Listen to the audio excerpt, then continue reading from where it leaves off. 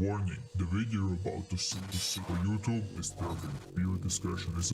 Hey everyone and welcome to my channel. My name is Snorky and I'm so excited to share this video with you. Today we are going to talk about some of the most terrifying and disturbing enemies and bosses in video game industry.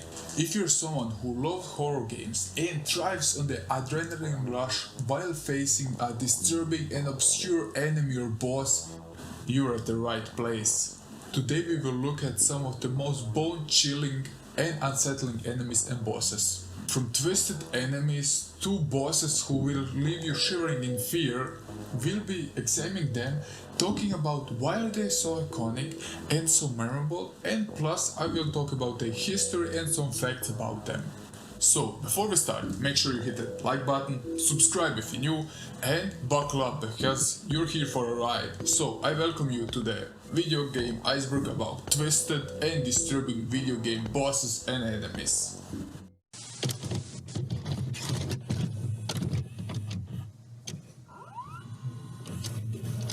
Gigas. We are starting with an absolute classic. Gigas is the main antagonist in Earthbound and Earthbound Beginnings. Known as the abominate evil and the universal cosmic destroyer, Gigas is an evil alien whose mission is to reclaim the knowledge of the psychokinesis power of humans. The creator of Earthbound, Shigesaki Itoi, revealed that Gigas is mostly something that can't be made sense of. He tends to sentence all of reality to horror and infinite darkness. He is a scary being because he can influence animals and people to become violent and distressed. He belongs to a special race of aliens who have psycho powers. The origin of their power is unknown. He attacks at random and his speech is erratic and mindless. In Earthbound Beginnings, his exploit was shown, and that's to combine human prayers because he's weak to human emotions. Gigas was also featured in my last video because of the speculation that Gigas represents a thing I can say on YouTube, sadly. If you're interested in this theory, you can check out my previous Iceberg chart. Overall, Gigas is a memorable and iconic villain in the video game medium, with a distinct and unsettling visual design and a sense of cosmic horror that sets him apart from more traditional video game villains. Pyramid Head.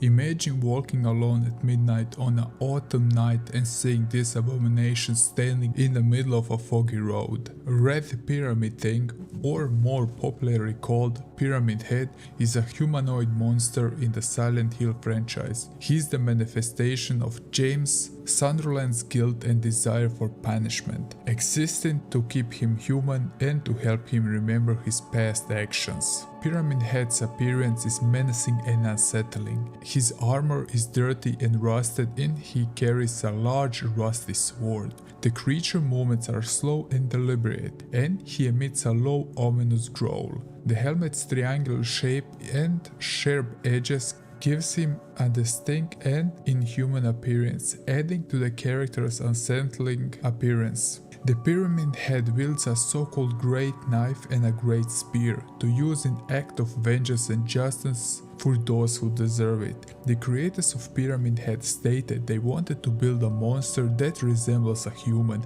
but with a hidden face to appear disturbing. Pyramid Head is a staple in the Silent Hill franchise, even though the design was almost scrapped because of the original design where he didn't feature his iconic mask. It is unknown what Pyramid Heads look underneath the helmet. One more thing to add is that Pyramid Heads have no gender, they are just creatures. They can also instant kill you if you come too near, so it's recommended to stay as far as possible from them.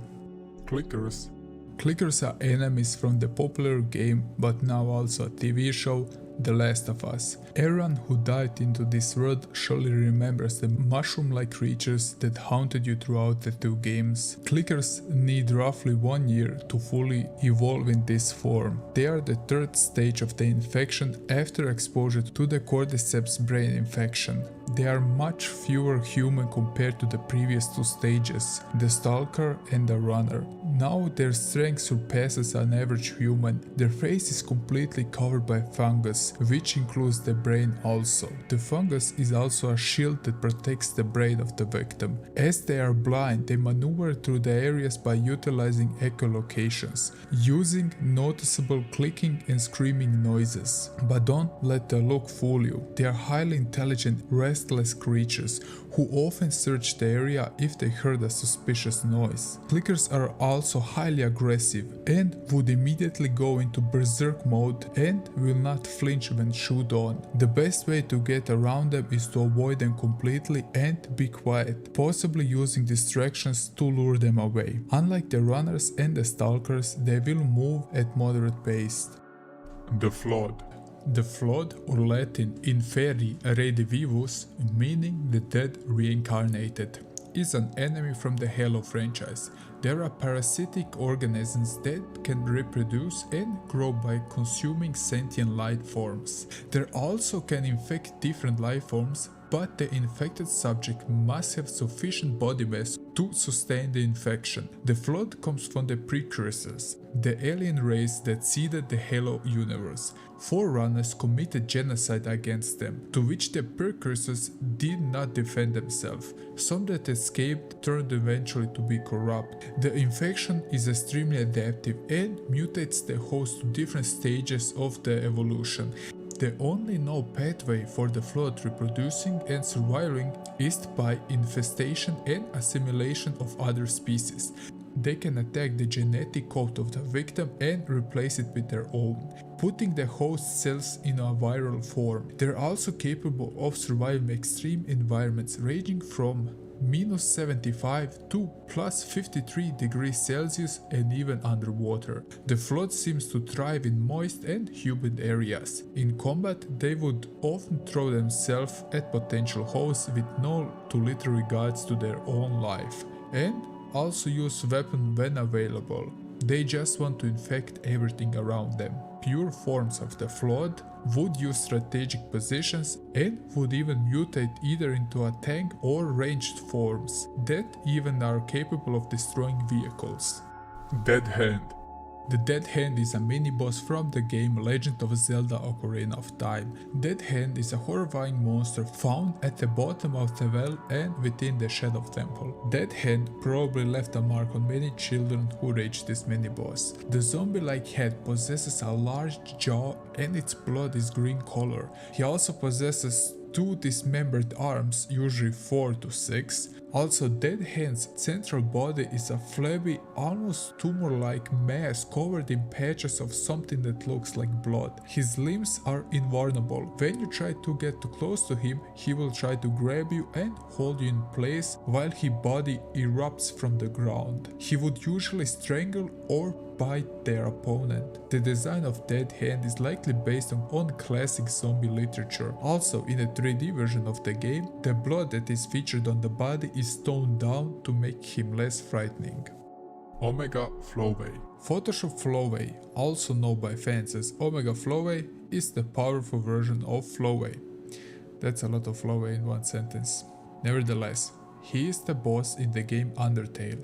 After absorbing the human souls, Flowway transforms into this grotesque flower-shaped hybrid of a plant tissue, human organs and machinery. Consisting entirely of rendered images, Photoshop Flowway is stylistically different from anything you will see in the game. In the middle is a monitor that either displays a laughing pixelated face or a black-white image of a yelling human face. After he absorbs the souls, the game would immediately close and start to mess with the game altogether. So it's a game boss that breaks the fourth wall. It would play glitch noises until the player presses Z, and he also corrupts the display image. He starts the game into windowed mode, and during the intro he changes rapidly the lines of random letters and numbers. He states that once he absorbs the 7th soul, and that's the protagonist's soul, he will become godlike. Photoshop Flowway attacks in multitude of ways, firing star-shaped projectiles from his eyes, striking with numerous veins that cross over each other in a downward strike, flamethrowers, finger guns, dropping bombs with flowy faces on them, firing lasers and using weapons of the 6 humans. Photoshop flowy concept art shows a great resemblance to the description of the angel Azrael in various religions. He has 4 faces and 4,000 wings, and his whole body consists of eyes and tongues. In Judaism and Islam, Azrael is the angel of death, and he watches over the dying, separates the soul from the body, and receives the spirit of the dead, which matches his description. Mario 64 Piano. The Mad Piano is an enemy in Super Mario 64 and its remake on the DS. The piano only appears in one room, and that is the Big Boss Hunts. The piano at first looks like a normal piano, which is, at a better look, has sharp teeth underneath and a mouth-like red interior. The enemy will chase you around if you come too close.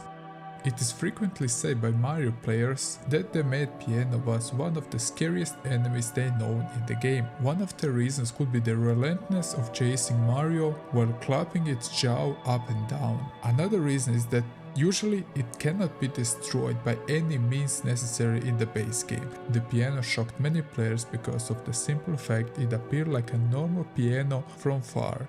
And many didn't expect the piano would start to chase them. There are a few conspiracies about the piano, but I leave that for another video. Amalgamates. We are looking one more time at Undertale. Everyone that had fallen down has woken up. They are walking around and talking like nothing is wrong. The Amalgates are a group of monsters brought back from being fallen down by Elpis. I hope I pronounced that right. She injected them with determination during an experiment of harness the power of souls. Just to make it clear, determination is a power that allows souls to persist after death. Unfortunately, since monster bodies do not have enough physical matter to handle determination, the magic that composed them is lost and they fuse into strange and horrifying creatures with somewhat paranormal abilities. Their appearance varies depending on the monster that composed them. They are very hostile creatures, but you can still manage to wake up their old memories, which allows you to spare them because they retain their soul.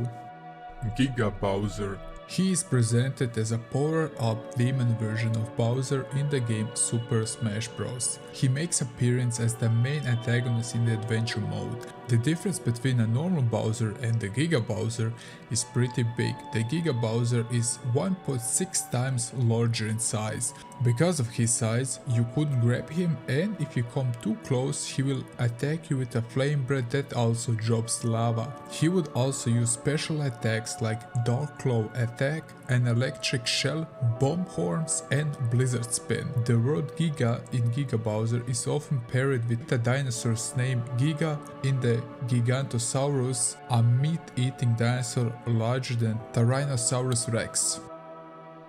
Mario 64 Eel.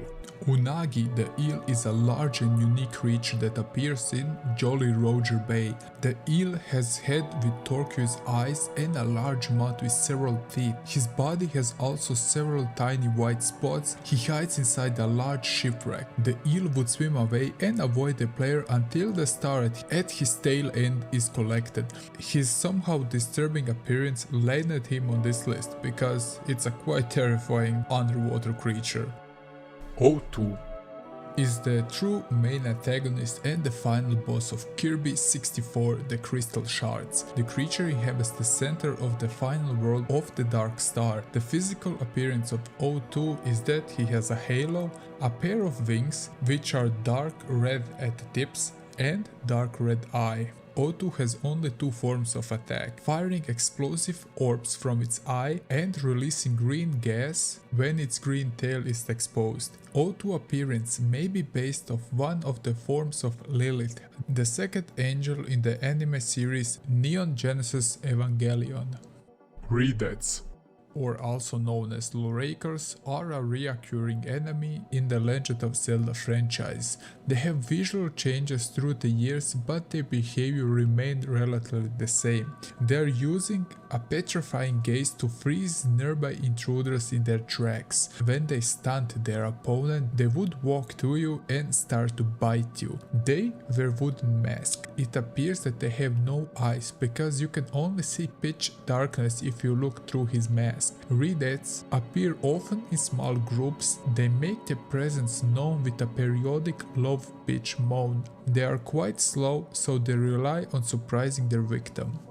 Silent Hill nurses. The nurses are a recurring type of monsters and a staple of the Silent Hill series. Along with Pyramid Head, they are one of the most well-known and important monsters in the franchise. Nurses are manifested by the town of Silent Hill. The manifestation is based on anxieties and fears. Due to their recurring themes of hospitalization, insanity and death, each game usually features a trip to one of the Silent Hill's 2 hospitals, because every horror game needs a hospital level. In the original Silent game, they are also called puppet nurses. Each of the nurses in the game is represented with other emotions. I will take Silent Hill 2 as an example. They are highly stealthy figures and are created to further James' anxiety. The nurse's head symbolizes the suffocated, swollen Mary's head. The creepy nurses are aggressive and use various tools you can find in a hospital to attack you. The zombies in Half-Life. Did I ever mention that I love the Half-Life series? By the way, if you're interested, there are a few videos on my channel, so check them out. But let's talk about the zombies in Half-Life. They are a common enemy in the series. It is a result of a headcrab attaching to a head of a host and taking control over its victim's body. This kills the host and renders them as headcrab zombie or a necrotic, as they are referred by the Combine Overwatch. There are different variations of the zombie, like the fast, poison, armored zombie, or the Gnome and the Zombine. As the name suggests, zombies do not appear to retain much of their former intelligence, and the headcrab zombie will blindly pursue their prey. Zombification is also one of the ways used by the Combine to subject and intimidate the human race. It is not known if the victim is still alive after turning in a zombie, but if you ever encounter a zombie, you saw how they look like. But there is also known if they have any brain function from the victim. The victim can't control their body, but will yell for help backwards. That's why some people think that some part of the brain is still working, but this is unproven. Majora. Majora is the final boss in Legend of Zelda Majora's Mask. For this entry I will only talk about the first form. The mask is an evil spirit that wants to destroy everything. It belonged to an ancient tribe that used it in their hexing rituals before they was too dangerous and it needed to be sealed away. Therefore the mask was locked away somewhere where no one would find it. Majora's Mask will float around the room, hovering in mid-air. Every so often it will turn to a flat position and begin spinning around rapidly, and then launch into you. You can only do harm to the mask if you first stun it. After further damaging Majora's Mask, it will transform into Majora's incarnation. Big Daddies. Originally named Protectors and occasionally referred to as Mr. Bubbles, are enemies Bioshock 1 and playable characters in the second game. They're genetically enhanced humans who have their skin and organs grafted into an armored diving suit. The primary purpose of Big Daddies is to protect the little sister while they escort them around Rapture. If the little sister is saved or harvested, the Big Daddy would wander around to the first vent and try to bang on it to call her the little sister, and if she doesn't come out, he would moan in frustration and he will try to find her. Their helmets are also filled with a liquid that could change color depending on their mood. Green is for friendly, yellow indicates awareness, and red is rage.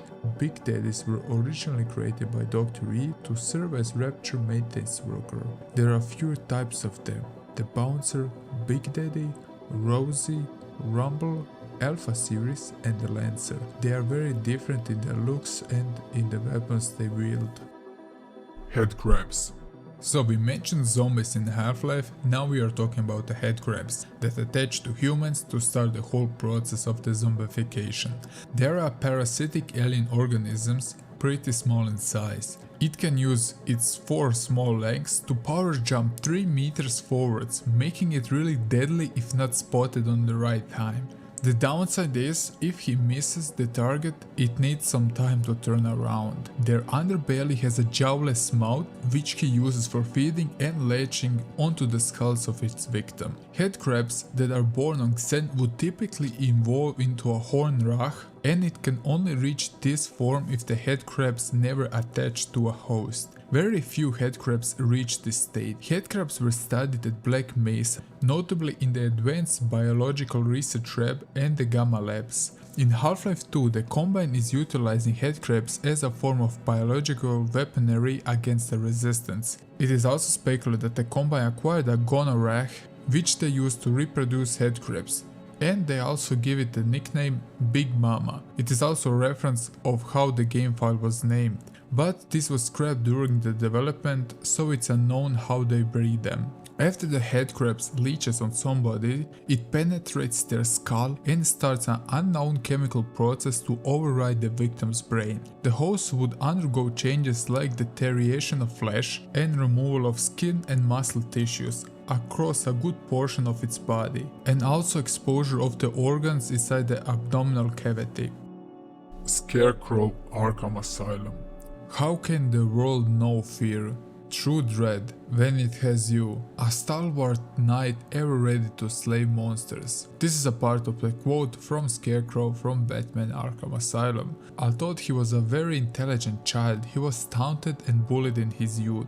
Jonathan Crane devoted his life to studying psychology and biochemistry on phobias and nature of fear. Crane adopted the identity of the Scarecrow and armed himself with specialized fear-inducing gas that makes a person's deepest phobias become a frightening reality. Some consider Scarecrow even more dangerous than Joker because of the mind games that he is playing with Batman. Crane was brutally injured and mutated by criminal killer Croc. Crane managed to rebuild his face but heavily mutilated, so it almost looked like his original mask. At one point in his life, he decided to get a job at Blackgate prison to research fear and nightmares. Crane then made a guess that induces fear into his patients, believing that criminals were perfect subjects for his test as they were effectively the abomination of his childhood bullies. Crane ran his tests on prisoners at the prison to improve his toxin. Scarecrow was extremely intelligent and manipulative, as he managed to convince one of the silent doctors that he wasn't insane.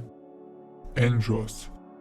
Andros, sometimes known as the Emperor Andros or Dr. Andros, is a main antagonist of the Star Fox series and the arch nemesis of Fox. He is an evil mad scientist who is highly skilled in building technology, supernatural powers and battle tactics. He tries to take over the Leylight system many times. Andros was exiled to a distant planet of Venom for his destructive and dangerous experiments with biotechnology. As the scientist of Corneria, Andros specialized in biotechnology and space warps. It's theorized that exposure to his deadly experiments may have driven him mad. His brilliance as a kid outshined every other. His riches as he grew up would benefit the system. He was also honored and respected, but as the time passed, he started to do more unethical experiments, and he also got suspended from his position. That was the point where he totally became mad and his morals were completely gone, and he had no regards for the public safety. Enderman. If you like me and you didn't know about the Enderman being in the game, the first encounter with him can be really terrifying, especially as you start to investigate why are there missing blocks on your house. Enderman is a neutral mob, and he would also ignore the player that don't try to harm him or look him directly in its face. If the player continues to make eye contact with him, he will produce a loud noise while being stared at. But if you wear a carved pumpkin on your head and take a look at the Enderman, he will not attack you. Enderman is also very unpredictable as he can teleport, so arrows aren't the best option against him. The Moon, Majora's Mask. I shall consume everything. The quote by the moon in Legend of Zelda Majora's Mask. Before the events of the game, the Skull Kid used the power of the Majora's Mask to direct the moon on a collision course with Termina. The moon approaches Termina slowly before seemingly impact on the final day. There is no explanation needed why the moon is on the list. Just the insane facial expression is enough in my opinion. And the part he wants to destroy Termina. But this wasn't his intention. Majora used dark magic, so this isn't a regular moon in terms of size and appearance. Cacodemon. The description of Cacodemon in Doom 1 and 2 goes like this. They float in the air, belch bald lightning, and boast one hell of a big mouth. You're toast if you get too close to these monstrosities. Doom 1 and 2 manual description. His name comes from the Greek language which means evil spirit. A more precise name would be generally known as demon. They had also the same design over the years. In Doom Eternal, it has shivered legs and a misshaped underbelly. However, its back spine and teeth have been changed from dirty yellow in previous games to be more clean white color, and its body is lighter shade of red, and it now bleeds blue blood, similar to the original appearance in the classic Doom games. The Cacodemon will drift quietly towards the player, shooting balls of purple plasma which can also slow you down. They can be very dangerous if combined with other enemies. Like the most enemies, they are very hostile and will attack you at sight, but their biggest weakness is the big mouth. Mario 64 Chain Chomp. If you ever wonder why the chain chomp in Mario 64 made dog-like barking noises, it's because Shigeru Miyamoto based him on a dog that scared him as he was a child. The chain chomp is a black ball with sharp teeth and 2 eyes. The attack tactic is to try to ram you if you come too close. He also warns you when he attacks you, because before he does, he would hop a few times around. But I'm probably not the only one who thinks that it's creepy to be followed by this huge black ball with eyes and sharp teeth. Mother Brain. Mother Brain is a reoccurring antagonist and boss in the Metroid series. She's an ill-tempered AI created by the Konzo, who turned against them when the space pirates invaded Zebes, showing her intellectual might. Mother Brain resembles an exposed human brain, but in huge size, and often implanted with various mechanical components, like spikes on the upper part and thick tubes and pipes in the lower area. It also has only one eye. Very little known is about the Mother Brain, and her personality is even a greater mystery. In the manga it's revealed that Samus spent most of her childhood under the watchful eye of the Mother Brain, when she was still an ally of the creators. Mother Brain betrayed her creator Konzo when the space pirates invaded the planet and helped them to conquer it, demonstrating her superiority complex. She spoke of her frustration with the creators and claimed she has long surpassed them. Hope that ChatGPT doesn't have the same plans with us. As a sentient organic supercomputer build, Mother Brain is capable of performing an extreme wide range of complex operations and algorithms in unimaginable magnitude. Several sources in the past imply that she can also control her pirates and wildlife with her telepathy. Dark Link. Dark Link is a fictional character in the video game series The Legend of Zelda by Nintendo, or Shadow version of Link, the main protagonist of the series. Dark Link is often depicted as a powerful and skilled fighter with abilities that mirror those of Link himself. In some games, Dark Link is able to replicate Link's attacks and movements, making him a formidable opponent. He is one of the most enigmatic enemy characters you will encounter in the series, usually appearing with no backstory and no dialogue, although it is implied on numerous occasions to be merely constructed of shadow magic. Dark Link is more just a mere battle against a monster for a Link, but also a battle against himself, as the young hero has to face his strength turned against him. Because of that, Dark Link is often considered the ultimate challenge. Metroids. I sadly need to skip this one because I'm not quite sure in which game the enemy Metroid is featured, and when I tried to search for it, I got only the enemy list of Metroid games series. So let's move on. Psycho Mantis. Humans weren't designed to bring each other happiness. From the moment we throw them into the world, we are fated to bring each other nothing but pain and misery. His first seen in Metal Gear Solid for the PlayStation 1. Psycho Mantis was a psychic member of Foxhound. He is a psychic and master of telekinesis, able to move objects with his mind and read the thoughts of others. He is also known for his distinct appearance, which includes a gas mask, a red bandana, and red tinted goggles. He is capable of moving objects with the power of his thoughts, and through telepathy Mantis could read people's minds and learn about their past. Hideo Kojima even stated he wanted to create a character that would really mess with the players' minds and make them question their own reality. Xenomorph. Alien Isolation.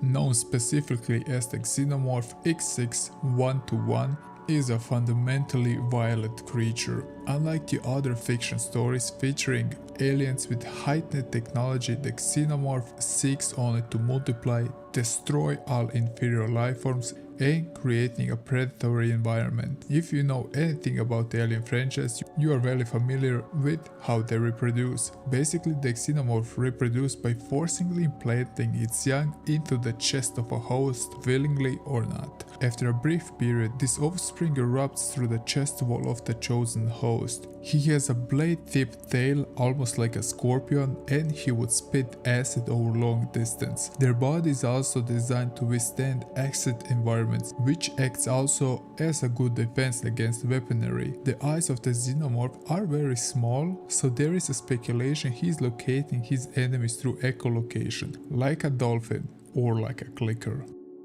Kefka. Life, dreams, hope. Where they come from and where they go. Such meaningless things, I'll destroy them all.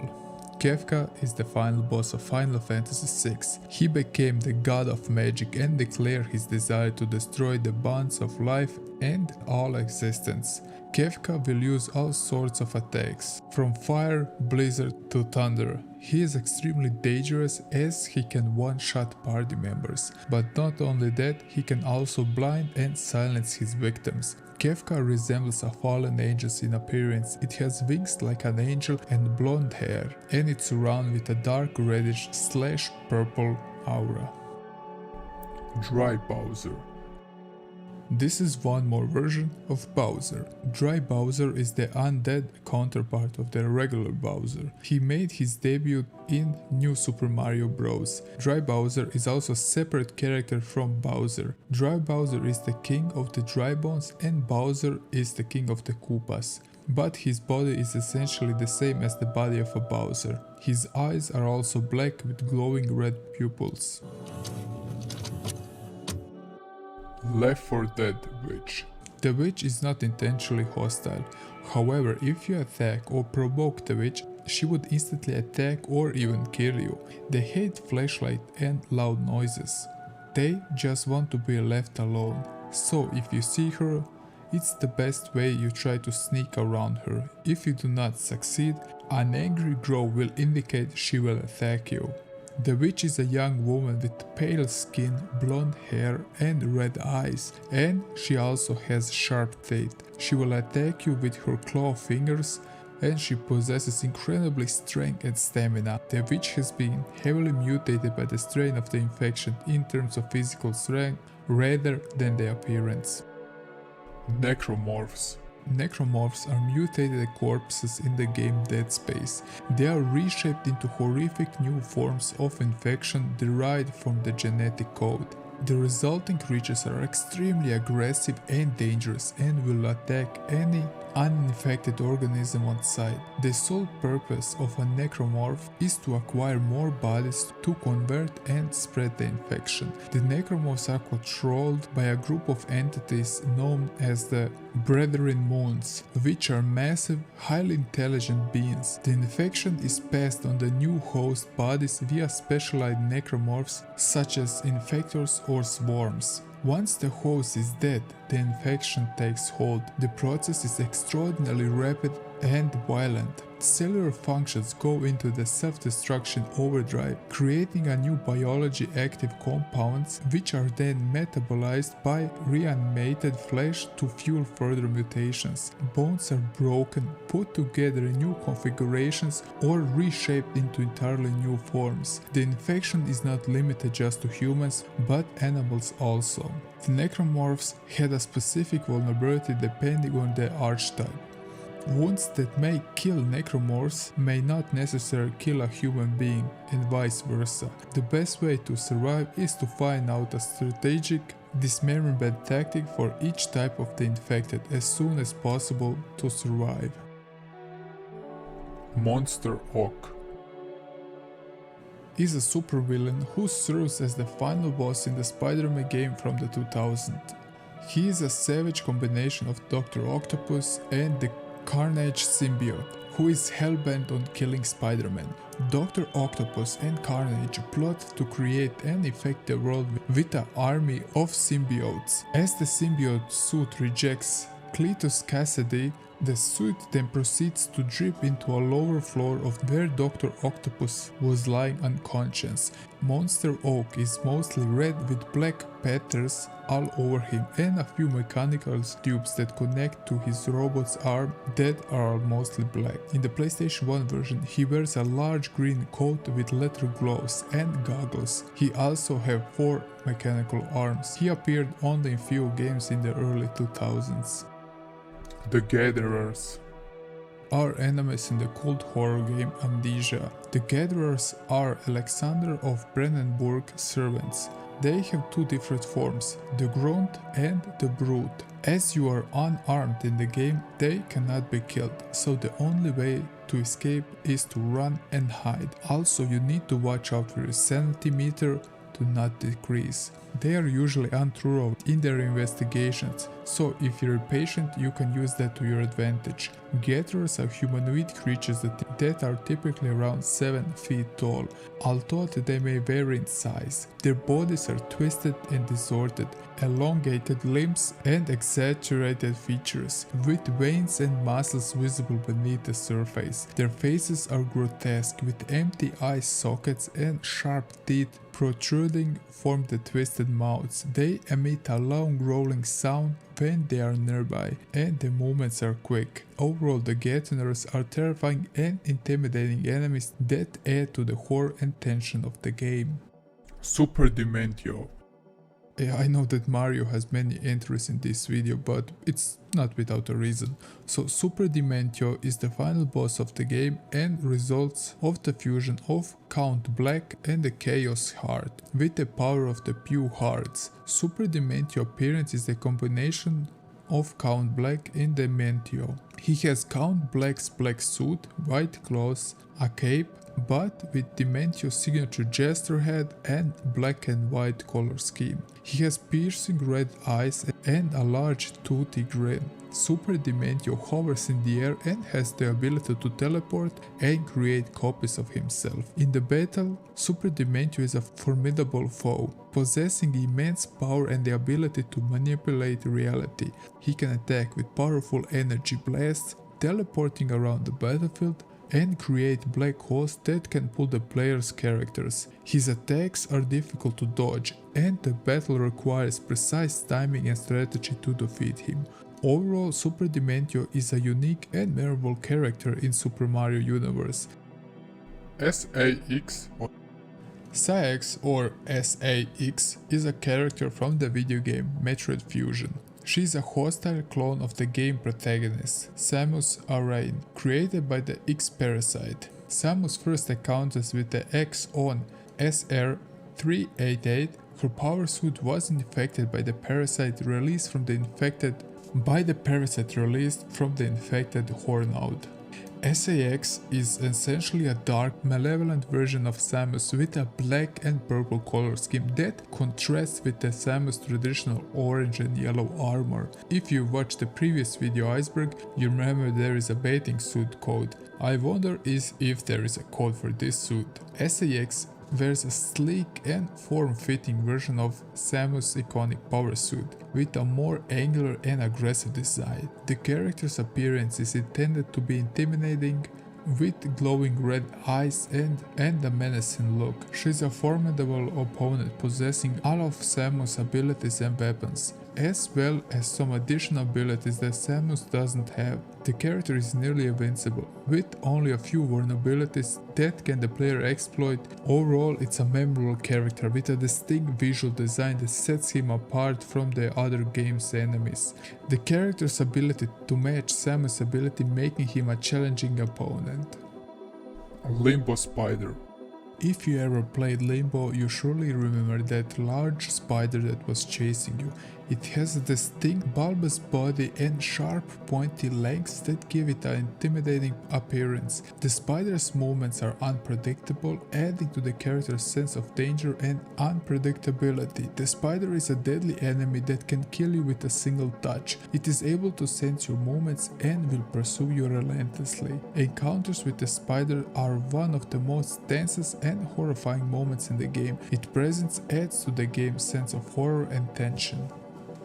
Perfect Chaos. It is a powerful antagonist in the video game Sonic Adventure. It is a massive aqua creature that is the result of the fusion of the Chao and the world's creature known as the God of Destruction. He has a long coiled body and multiple tentacles protruding from his back. It has a number of glowing red eyes that give it an intimidating appearance. He also possesses immense strength and the ability to manipulate water and create powerful waves. In the game, it is depicted as a rampaging monster that seeks to destroy everything in its path. The battle with Perfect Chaos is one of the most memorable and epic moments in the game. Creature's massive size and powerful attacks making a challenging foe to defeat. The Sorrow. He appeared in Metal Gear Solid 3 and is a mysterious and supernatural figure. The Sorrow has a haunting appearance, with a pale and emaciated body that appears to be floating above the ground. He's always surrounded by eternal mist. The Sorrow is often associated with death and the afterlife. He can also communicate with dead soldiers. He participated at the Normandy in 1944 during the D-Day and later even joined the Soviet Union. Despite his supernatural powers, the Sorrow is also portrayed as a sympathetic and tragic figure. Throughout the game, he serves as a reminder of the human cost of war and violence. Mr. X. There are many Mr. X throughout the game history, but I hope I chose the right one. And that's Mr. X, or better known as T-00 to Resident Evil fans. T-00 was a tyrant sent into Raccoon City during the 1998 Raccoon City destruction incident. He was given instructions to recover the G-Virus sample from the pendant of Sherry Birkin and kill every surviving officer and civilian found in the Raccoon police station. His imposing presence and mechanical movements give him a robotic and inhuman qualities, and it adds an element of tension and danger to the game because of his appearance and unexpected moments. He had a few changes from the original Resi games comparing to the PlayStation 1. Little Sisters. Are genetically altered young girls who are implanted with a slug-like creature known as Sea Slug to reclaim Adam from corpses around Rapture. Little Sisters are always accompanied by a Big Daddy, They are generally immune to damage outside of being harvested or saved and have no offensive abilities. But if you try to come close them, you will unleash the wrath of their big daddy. Little sisters in Bioshock are typically seen wearing tattered and dirty dresses. Naturally, the children were unwilling to cooperate. To overcome this basic obstacle, Dr. Su Chong created methods to mentally condition the children. This produced a neurological impulse to recognize the bodies of dead splicers as angels, to make the grisly process of extraction and consuming their Adam-rich blood appealing to the girls. Also, if you played Bioshock, you know you have two chances: to harvest them or to save them, which can give you a different end depending on your choice. Regenerators. They are genetically modified human beings that were created by the last plagueis parasite, which infects their body and alters their physical structure. They appear in Resident Evil 4. The most distinctive feature of regenerators is their ability to regenerate damaged tissue at an extreme fast rate, making them incredibly difficult to kill with a conventional weaponry. They have a pale, nearly white skin tone and are completely hairless, with elongated limbs and sharp needle-like teeth. Nihilanth. If you remember your first Half-Life 1 playthrough, then you certainly remember the leader of the Zen forces that invaded Earth during the Black Mesa incident. Physically, he resembles a gigantic, abnormally proportioned brownish-gray baby with a massive head atop a smaller body. The creature's minuscule legs appear to be remains of an amputation, as the Nihilanth relies on levitation device for movement. Its head is so large that it must be kept upright with a small cord/string that extends from the base of his spine to the back of his head. Like all other species of Texan, he also has 3 finger hands and multiple eyes. Nihilanth is extremely powerful, able to absorb massive damage. If you didn't know, the Nihilanth species came into contact with an immensely powerful interdimensional empire known as the Combine. What followed a brutal campaign of destroying the Nihilanth species. Mary Silent Hill 2. Mary Shepard Sunderland is the late wife of James Sunderland in Silent Hill 2.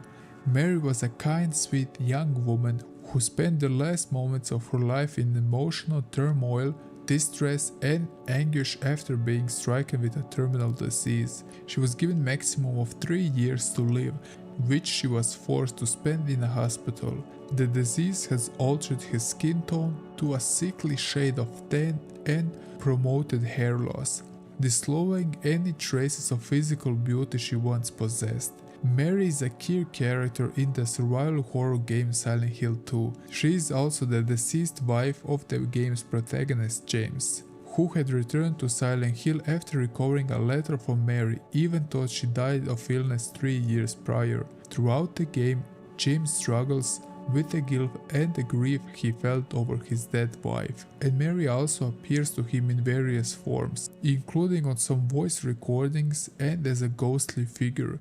James blames himself for not being able to save her, and the guilt he feels fuels much of the game's narrative. Lickers. Lickers are first seen in Resident Evil 2 in 1998. They are mutants resulting from a rare secondary metamorphosis of the normal zombies.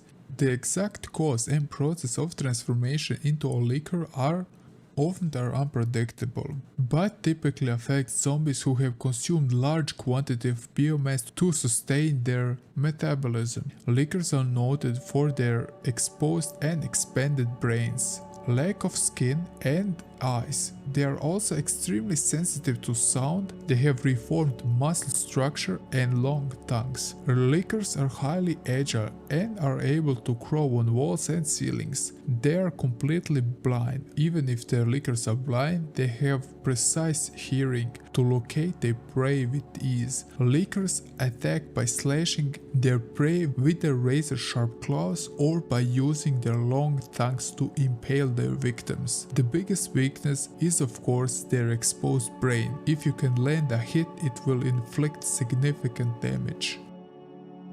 Lisa PT.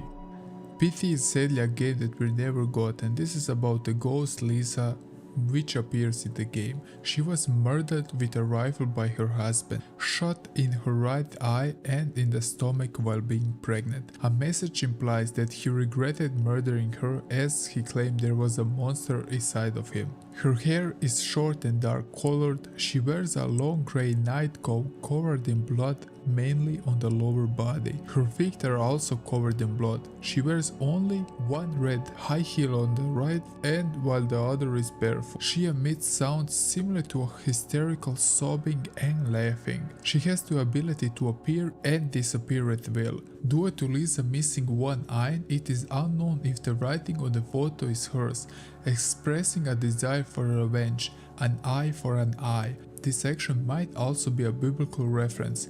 If your right eye caused your sin, gouge it out and throw it away. It is better for you to lose one part of your body than for your whole body to be thrown into hell. Some believing that the house is some sort of purgatory for her, but sadly, as we are only stuck with the demo, we will never see or hear the whole story about her. Nemesis. Nemesis T-Type was a series of experimental bioorganic weapons in the Resident Evil games. He first appears in Resident Evil 3 Nemesis as a bioengineered weapon created by Umbrella Corporation to eliminate any remaining survivors of the Raccoon City outbreak. He wears a trench coat and has a rocket launcher attached to his shoulder. He's incredibly powerful and is able to take significant amount of damage before being defeated, and he's also incredibly fast, able to chase down his prey with ease. In addition to his brute strength and intimidating appearance, Nemesis is also intelligent and capable of strategic planning, making him a formidable foe. He can even mutate throughout the course of the game, gaining new abilities and become even more dangerous. Additionally, in the remake of Resident 3, he got a flamethrower just to make him a bit scarier. The Twilly. Twilly is a race in the Legend of Zelda series. They are characterized as dark and powerful race of magical beings who dwell into a parallel dimension known as the Twilight Realm. In the game, the Twilly are portrayed as primarily antagonists, and their ultimate goal is to conquer the land of Hyrule and plunge it into eternal darkness. They possess a variety of magical powers, including the ability to warp and manipulate shadow. The Twilly are led by a powerful sorceress named Zant, who serves as the main villain in the game, The Legend of Zelda Twilight Princess. Zant seeks to harness the power of the Twilly's dark magic in order to conquer Hyrule and rule over its inhabitants. Mimi. Mimi is one of the main antagonists in Super Paper Mario. She is a minion of Count Black. Her most notable power is shapeshifting, which she uses to mimic others. She is often portrayed as a devious and manipulative, using her powers to impersonate and deceive other characters in the game. The reason she is also on the list, probably because her true form is a robotic spider. Mimi lives in the mansion of Count Black, another major antagonist in the game, and serves as his loyal servant. Rat King. Another The Last of Us character is on the list, this time from the second game. The clickers are scary, but the Rat King is on another level. The Rat King is a grotesque and terrifying creature that is the result of several infected humans being fused together by the fungal infection that is central to the game story. The creature is made up of multiple infected bodies with arms and legs hanging out in all directions, and its head is a mass of fungal tendrils that resembles a giant misshapen mouth. The Rat King possesses incredible strength and resilience, surpassing that of a bloater. It appears that the Rat King is made of some of the first people ever to be infected by the cordyceps brain infection in the city of Seattle, meaning it developed in this state after 25 years of infection. Blizzetta. Blizzetta is a boss of Snow Peak Ruins and the 5th boss overall of Twilight Princess. The boss is actually Yetta, who leads Lynx to the second shard of the Twilight Mirror which she holds. She becomes possessed by the mirror shard and screams at Link that he cannot have it. The windows of the bedroom then shatter, letting the snow and ice pour in, surrounding and encapsulating Yeta. Blizzetta is a powerful ice creature which has the ability to control ice and snow. Blizzetta appears as a large blue-skinned humanoid creature that is covered in ice. She also has two forms. The second reveals its true form, which is a small blue-like imp creature. Margaret Baker. We can't get enough from Resi games, but now we are talking about my favorite game in the series, and that's Resident Evil 7. Margaret Baker was a resident of the Baker Ranch household, a mansion in Dulce, Louisiana. She was the wife of Jack Baker and the mother of Zoe and Lucas Baker. If you played the game, you know that Margaret is a crazy and sadistic woman who enjoys torturing and killing her victims. You will meet her a few times in the game, and each time she would get more mutated and more aggressive. She's also known for her insect-like behavior and ability to summon swarms of insects to attack her enemies. And you probably remember the boss fight against her because it was epic in my opinion, and I was terrified the whole time. Professor Pig, Arkham Knight. Professor Pig is a supervillain who appears in the video game Batman Arkham Knight. He's a twisted and sadistic character who wears a pig mask and is obsessed with perfecting people by surgically altering their faces and minds. In the game, Professor Pig is portrayed as one of the members of the Night Militia, a private army led by the game's main antagonist, the Arkham Knight. He's responsible for kidnapping and brainwashing innocent civilians into becoming loyal soldiers of the militia. Unlike the other villains who could potentially be rehabilitated, but with great difficulty, Pig's insanity appears to be far worse than the other villains Batman has fought. There does not appear any particular hope of regaining his sanity. Laszlo Valentine was obsessed with making him and people perfect after he was betrayed by his parents because they told him he wasn't perfect or wasn't good enough to please them. As an adult, Laszlo was a gifted scientist, but also suffered schizophrenic breakdown. Valentine believed that people must have their uniqueness removed if they want to be perfect the way that he envisioned that. Pig also wonders that if he is insane according to Batman, then what is a man dressed up like a bat considered to be? Mr. I. Mr. I is a giant eye enemy that shoots white projectiles. A few live in the haunted house in the video game Super Mario 64. I don't know what you think about this enemy, but it just creeps me out. Can you imagine just a huge eye right in front of you, just staring at you, or even worse, trying to haunt you and attack you? Shadow Queen, Paper Mario. The Shadow Queen is the final boss and true antagonist in Paper Mario: The Thousand-Year Door. Fought at the end of the Palace of Shadow, she is an ancient demon queen who was sealed away long ago. The Shadow Queen has a dark and menacing appearance with long flowing purple hair and sharp claws. She is also incredibly powerful with the ability to manipulate dark magic and control the minds of the others. Lying Figure. Lying figures are humanoid monsters appearing in Silent Hill 2. It is the first creature that James Sunderland encounters in his journey throughout Silent Hill. They are a physical manifestation of his memory of his sick wife on her deathbed and her internal suffering. The lying figure moves slowly and crawls along the ground, making a distinctive scraping noise as it moves. It emits a low moaning sound. The creature's skin is sickly grey color and it's covered in open wounds. It's definitely not a thing you want to see at night. Icon of Sin. The Icon of Sin appears as the final boss of the base campaign of Doom Eternal. He's one of the most powerful demons in the Doom universe. The Icon of Sin is a demonic creature that resembles a muscular humanoid with large goat-like horns on its head. Its skin is dark red color. The Icon of Sin can throw flames from his hands and forehead, and it can also launch fireballs. The creature is surrounded by a force field that makes him immune to any forms of attack. If the Icon of Sin is to allowed to remain unchecked, it would lead to the total devastation of Earth, followed by a breakdown of space and time. The resulting black hole will eventually drag out the entire universe down, casting it into a mouth of hell as a conquest to be absorbed by the Dark Realm. Skull Kid, Twilight Princess.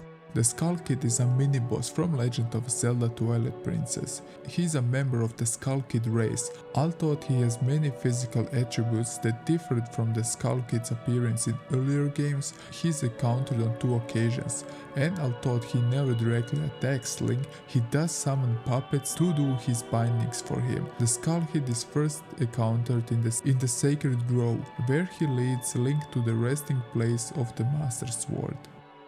The Metroid Prime.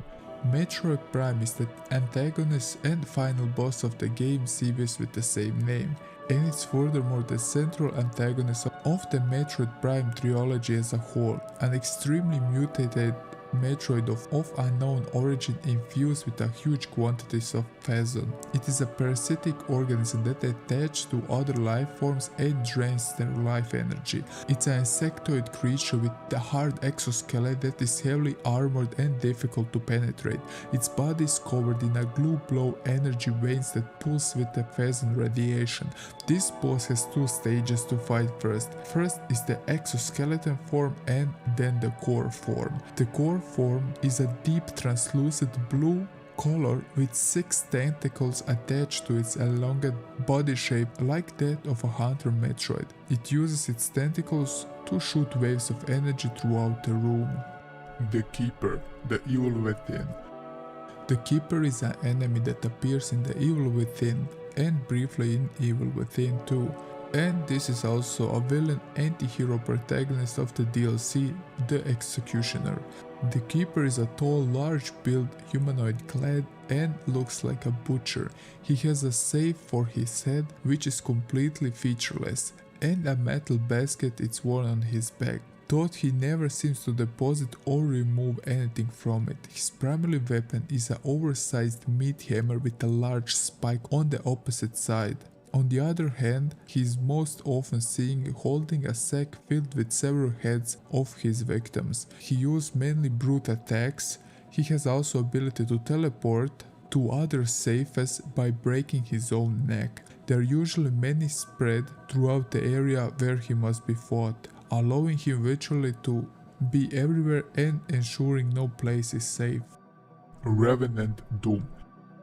Revenants are monsters introduced in Doom 2 that are easily recognized by their high-pitched screams.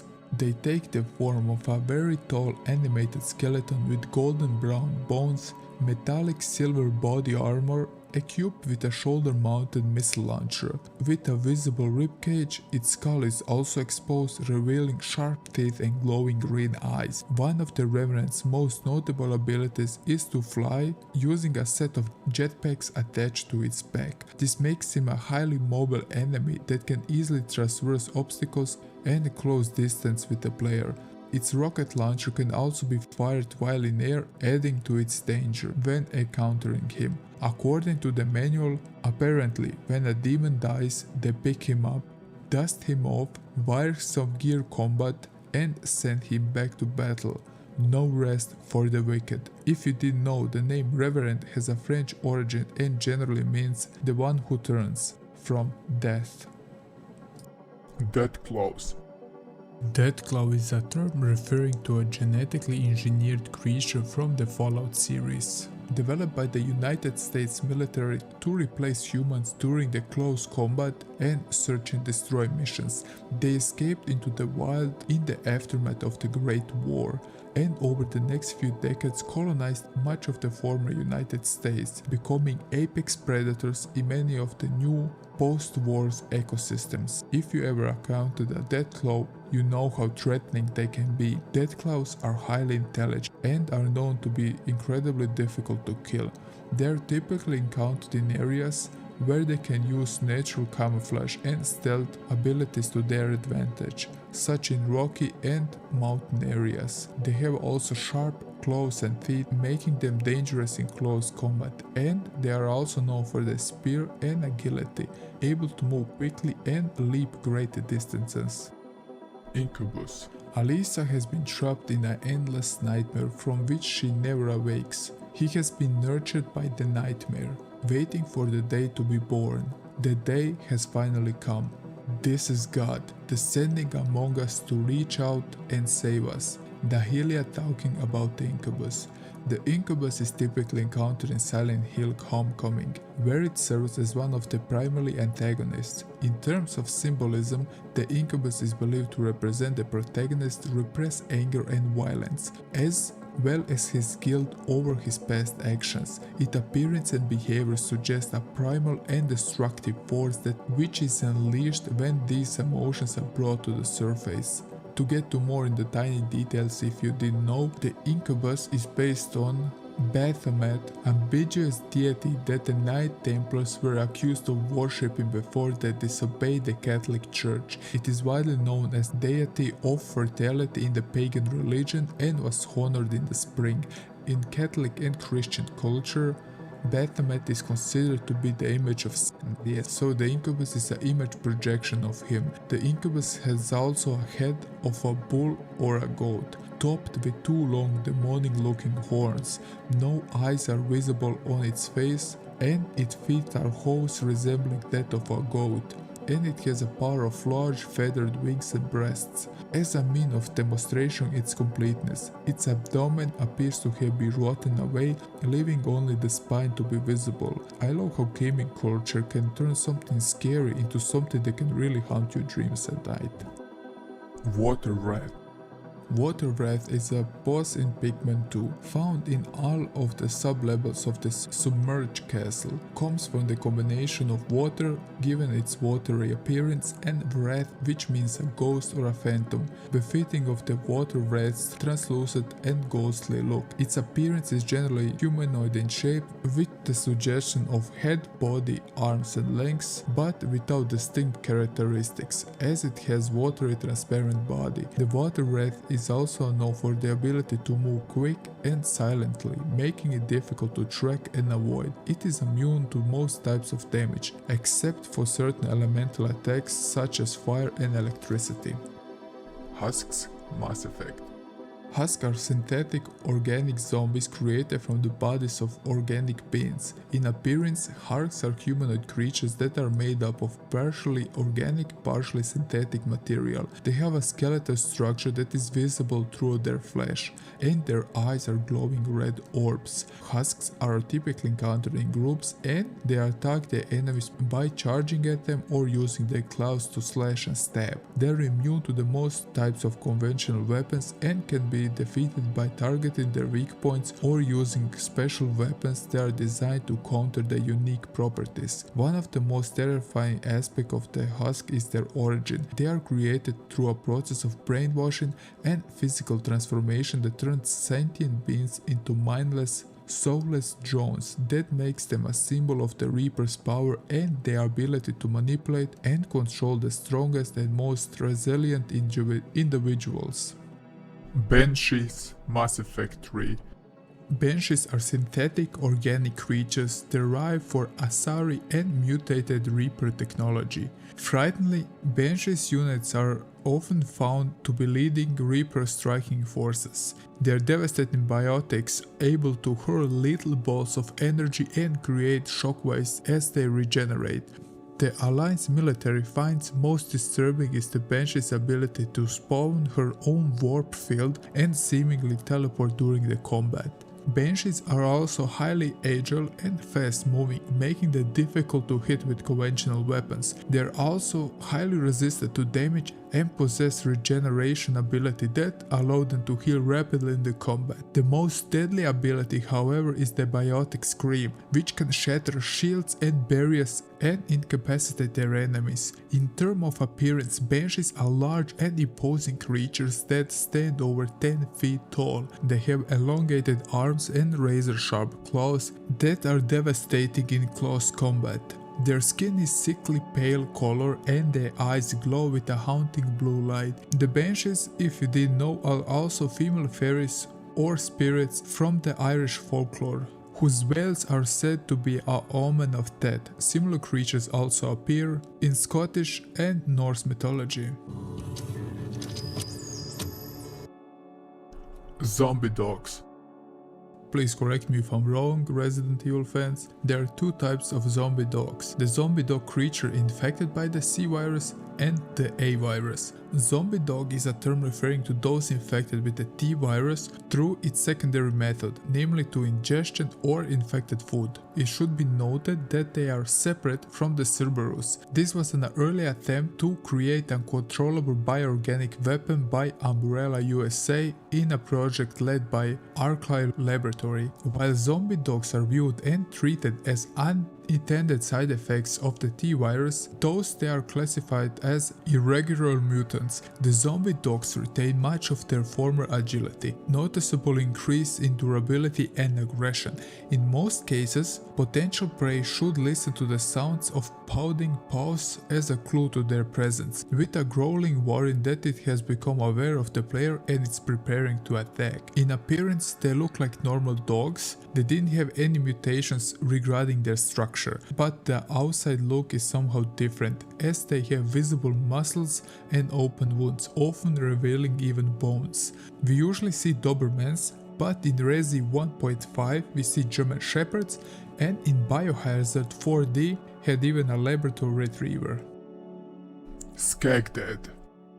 Is this a bad thing? No, of course not, because we love Resident Evil characters, because they are some of the grotesque creatures in the industry.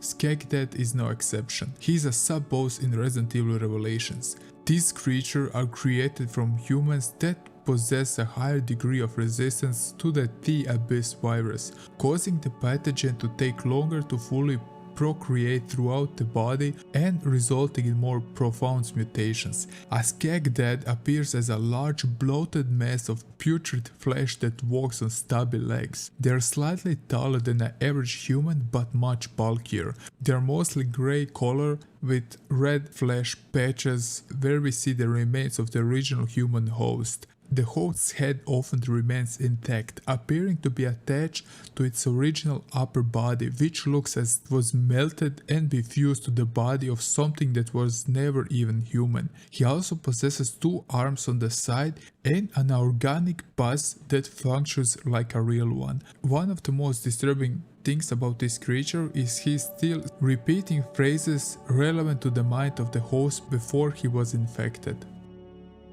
Mara.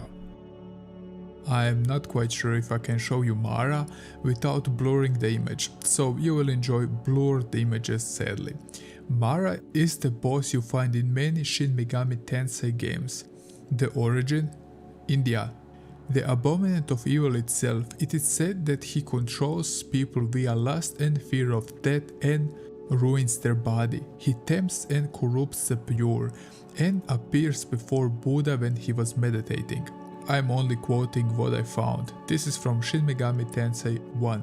Mara is also known as the Evil One.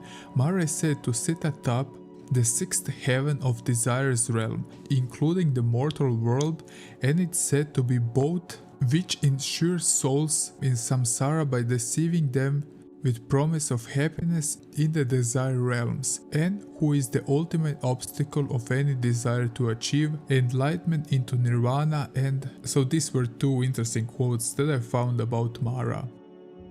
Metroid Fusion Nightmare. This is a boss from the game Metroid Fusion. He's a powerful biomechanical life form created by the Galactic Federation for military purposes that possess gravity manipulation abilities. However, it went rogue and began attack the research station where it was housed. Samus is sent to their station to stop the creature and investigate the source of the outbreak. He is a tough opponent to be beat. It is known for its ability to create energy fields and generate shockwaves, which make him challenging to approach and attack. It is also not known exactly when Nightmare became a X-host. It is also not explained how Nightmare can manipulate gravity, though it must be connected by the rotating generators at the bottom of its torso, as the gravity effect stops when it's destroyed. Blood Lickers. Blood lickers are large flea-like creatures in the game Bloodborne. They reside in places where large amounts of blood have been spilled. Despite having an extremely slender body, they have large and swollen and transparent stomach pouches, seemingly filled with blood. There are 4 types of blood lickers, determined by the size of their belly. First are the starved. the most dangerous one. Second are the hungry, they are also dangerous. Third, the fat, they are less mobile and cannot pursue you. And the last one is a bloated, a unique bloodlicker who is so large that he is absolutely harmless and will not retaliate, mostly because he is not able to do so. Whenever the bloodlicker dies, the stomach erupts in a torrent of blood. Slappy. This should be about Brett Slappy Ernst from Dead Rising 2, correct me if I'm wrong. Before the zombie outbreak in the Fortune City, he worked as a mascot for the Kids' Choice clothing. Slappy rolls around on oversized roller skaters, wielding dual flamethrowers. Due to the death of his girlfriend, Louise Jameson, at the hands of zombies, he went insane and swore revenge against the person responsible for the outbreak. He has gone insane and believes himself to be the superhero protecting the children of the mall. Slappy is characterized by delusional belief that he is a superhero and his tendency to attack everyone who perceives as a threat to the children of the mall. Pixie. Pixie appeared in the game made by Rockstar North back in the PlayStation 2 era, and the game was none other than Manhunt. He was described as a degenerate mass murderer who wears a pig's head over his face while slaughtering their victims with a chainsaw. Appearing to be an obese, naked, middle-aged man, he's almost completely inhuman in behavior and has lost all connections with reality. His mind was degraded into an animalistic and childlike state. He also has the tendency to grunt and squeal like a pig. He's a psychopath who enjoys killing and mutilating his victims. Also, his dialogue applies, he may be mentally challenged. He's also the star of Starkweather snuff films. Starkweather kept Pixie chained up and locked in an abandoned attic of his estate while he was feeding him dead remains of those who were killed in the Starkweather's films. Abstract Daddy. Abstract Daddy is also known as the Ideal Father and a monster found in the claustrophobic areas of Silent Hill 2. The creature is first encountered as a boss fight in the labyrinth. Abstract Daddy is intended to represent the repressed sexual desires and frustrations of a character named Angela Orozco, who is encountered earlier in the game. The creature's name Abstract Daddy is a reference to the way that Angela views her abused father as a grotesque and distorted figure that is difficult to comprehend. The creature's design and behaviors are intended to be unsettling and disturbing, with its movements and suggesting sexual activity and violence. Angela suffered horrific sexual abuse from her father and brother growing up as a child, and severely traumatized as a result. Angela eventually stabbed her dad in the throat after a failed attempt to run away from home, and later killed her brother by unknown means. Laura, the evil within. She's a mysterious and supernatural creature and a twisted reincarnation of Laura Victoriano, a creature born from the memory of Laura's tragic death and Ruvik's vengeance. Her constant screaming is possibly an effect of Ruvik's last memory of Laura screaming as she was being burned alive. She attacks you with powerful claw-like arms that can extend to incredible lengths, allowing her to strike an unexpected victim from a distance. The design of Laura has been inspired by Jorogumo, a spider yokai of Japanese folklore that takes the form of a seductive woman. Cackle. Cackle is a ghost from Donkey Kong Country. He starts to chase after Diddy and Dixie Kong in the level Haunted Hall as soon as the Kongs enter his territory. Despite Donkey Kong Country being oriented to a younger audience, Cackle seems scary as a skeletal gremlin, colorful bandanas and a patch on the eye. The fact that he chases you gives extra tension to the whole situation. There is also an altered version of him appearing in the German magazine with text stating: Mr. X, kein Mensch kennt ihn oder hat ihn irgendwo schon einmal gesehen, which translates to no one knows him or has seen him anywhere before. Baby. Resident Evil 8. The baby was a highly grotesque creature resembling a deformed baby. It has swollen black eyes a gaping toothless mouth and a slimy red body with slightly underdeveloped limbs. Its waist appears to be twisted around, leaving its back pushing backwards, and it claws forwards with its hands. The result of that, he is vaguely resembling a grasshopper-like profile. According to the concept's art, Baby is technically a female organism. It appears to hate light since it only appeared in dark areas. Despite its disturbing appearance, it speaks like an ordinary human baby, even saying words like mama, dada, and yummy. Dr. Steinman. Dr. Steinman is the overseer of the medical pavilion in Bioshock. J.S. Steinman was born into a Jewish American family and was a respected medical professional at the Benjamin Church Medical College. Steinman has a successful career as an orthopedic surgeon but earned his highest accolades in the field of plastic surgery, inventing techniques that revolutionized the field. He fell in love with his work so much that he even became obsessed with human anatomy, wanting to become a Picasso of surgery. Steinman began to mutilate his unfortunate patient bodies in horrific ways, usually resulting in death. He even killed his own nurse. Dr. Stein, growing so utterly obsessed with making his patients beautiful, began to hallucinate Aphrodite, the Greek goddess of beauty, and went down the road of insanity. But this could also be the result of his heavy substance abuse. Wallmasters. Wallmasters can be found in the Legend of Zelda series. Disembodied hands that emerge from the walls of dungeons and other areas in order to grab and drag Link, the game's protagonist, back to the beginning of the dungeon. Wallmasters are usually depicted as massive, shadowy hands with long claw-like fingers and sharp nails. They typically appear in areas with high ceilings, such as large chambers or corridors, and can be triggered by entering a certain room or triggering a trap, so you need to watch out for your step. Wallmasters are also known for being frustrating enemies. Winter Lanterns. Are grotesque, nightmarish creatures that can be found in Bloodborne. Under the mass of flesh, eyes, and mouths that compose the Winter's Lantern's head, it's possible to see a rather humanoid body with 2 arms and 2 legs. They would emit an orange light and start to sing if they feel someone's presence. They have also the ability to grab the player and drain their inside. Winter Lantern is also a name of a plant in Japan. Its seeds are used to a part of a Bon festival as offering a guide to the souls of the deceased. The Winter Lantern fruit is both used as a food and a sedative. Flesh Lip. Or also known as Lustful Lips, is a monster recounted in Silent Hill 2.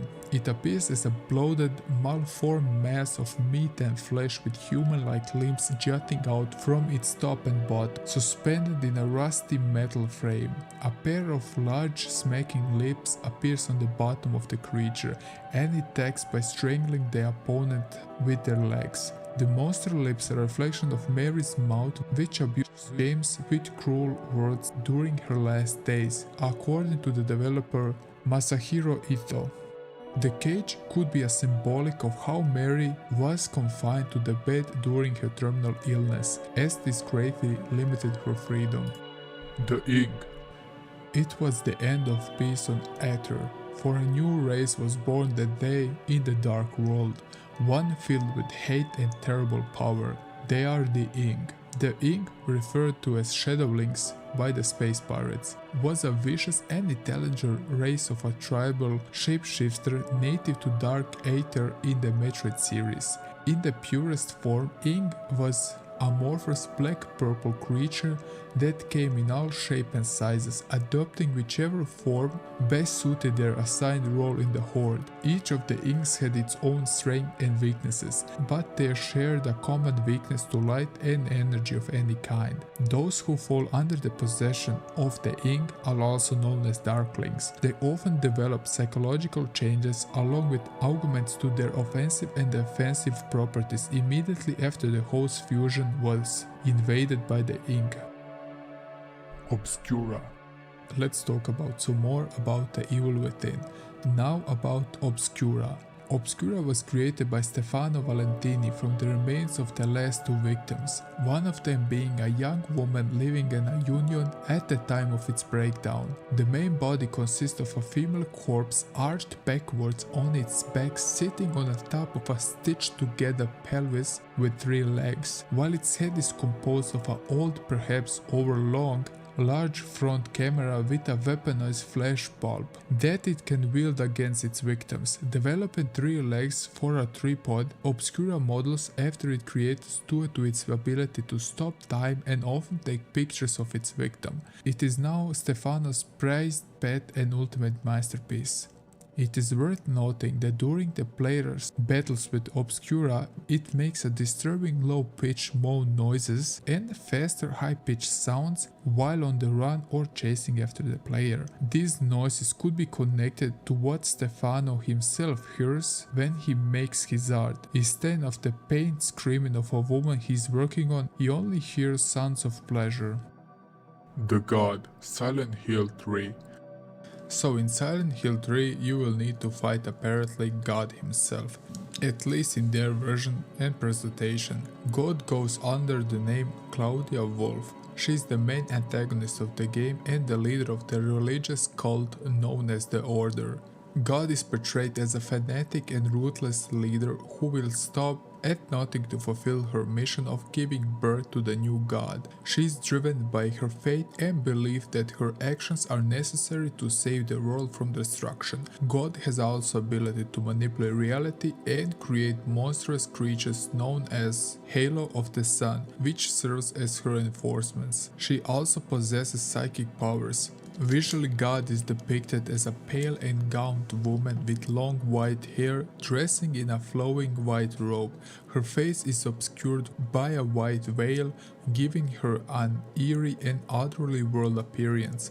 Due to God's unnatural and hasty birth, as well as the hate and the anger in Heather's heart, the God is twisted and malformed, with her backs lacking flesh and ending at the knees.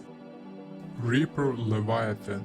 This is about a creature from a game I wanted to play for quite some time, but I'm not sure if I dare, and that's Subnautica. The Reaper Leviathan is an aggressive fauna-class species usually found swimming in large open areas such as the crash zone, dunes and the mountains.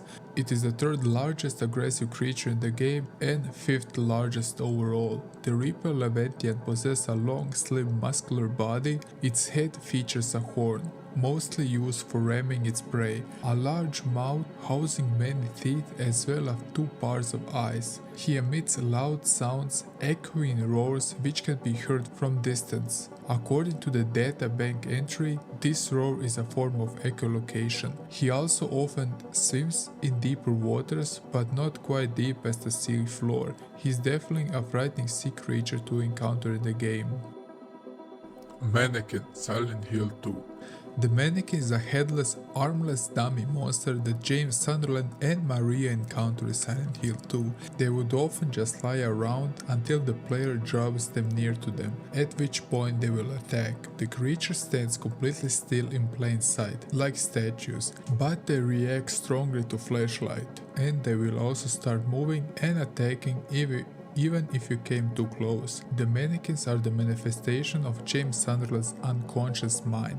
They lack a fully human appearance because James refuses to remember who they represent. The mannequins were inspired by traditional Japanese folklore, even though the director didn't say which one specific. The mannequins were only intended to appear in the cutscenes where Pyramid Head abused them, but it was later integrated in the game as an enemy. Beelzebub, Castlevania. Finally, a Castlevania entry, even if you're looking at a 2D Castlevania game, but those are the best. Castlevania's Symphony of the Night feature one monstrosity hidden deep inside the castle, none other than Beelzebub. He appears as a giant rotting corpse boss with no attacks of his own. He attacks by taking control of giant flies that are attached to the rotten stench of his flesh. He also released maggots that can poison you in contact. Symbolically, in Symphony of the Night, he represents the corruption and decay that had infected the castle and its inhabitants. Beelzebub is one of the 7 princes of hell according to Catholic views. The dictionary Infernal describes him as a demonic fly who is also known as the Lord of the Flies. In later Christian and biblical sources, he is also referred to as another name, and that's the devil. Underhand, Super Paper Mario. The Underhands are strange white hands who link segments in Super Paper Mario. It is impossible to kill them. Underhands are attached to a wall and will only move as far as they can stretch. They appear to dislike light, as when you light a torch they will disappear. They can make you uncomfortable. Just imagine suddenly a hand is following you and trying to reach for you. There is also speculation that the Underhand are hands from the Dead Hand from The Legend of Zelda, but this is just a theory. Chris Walker.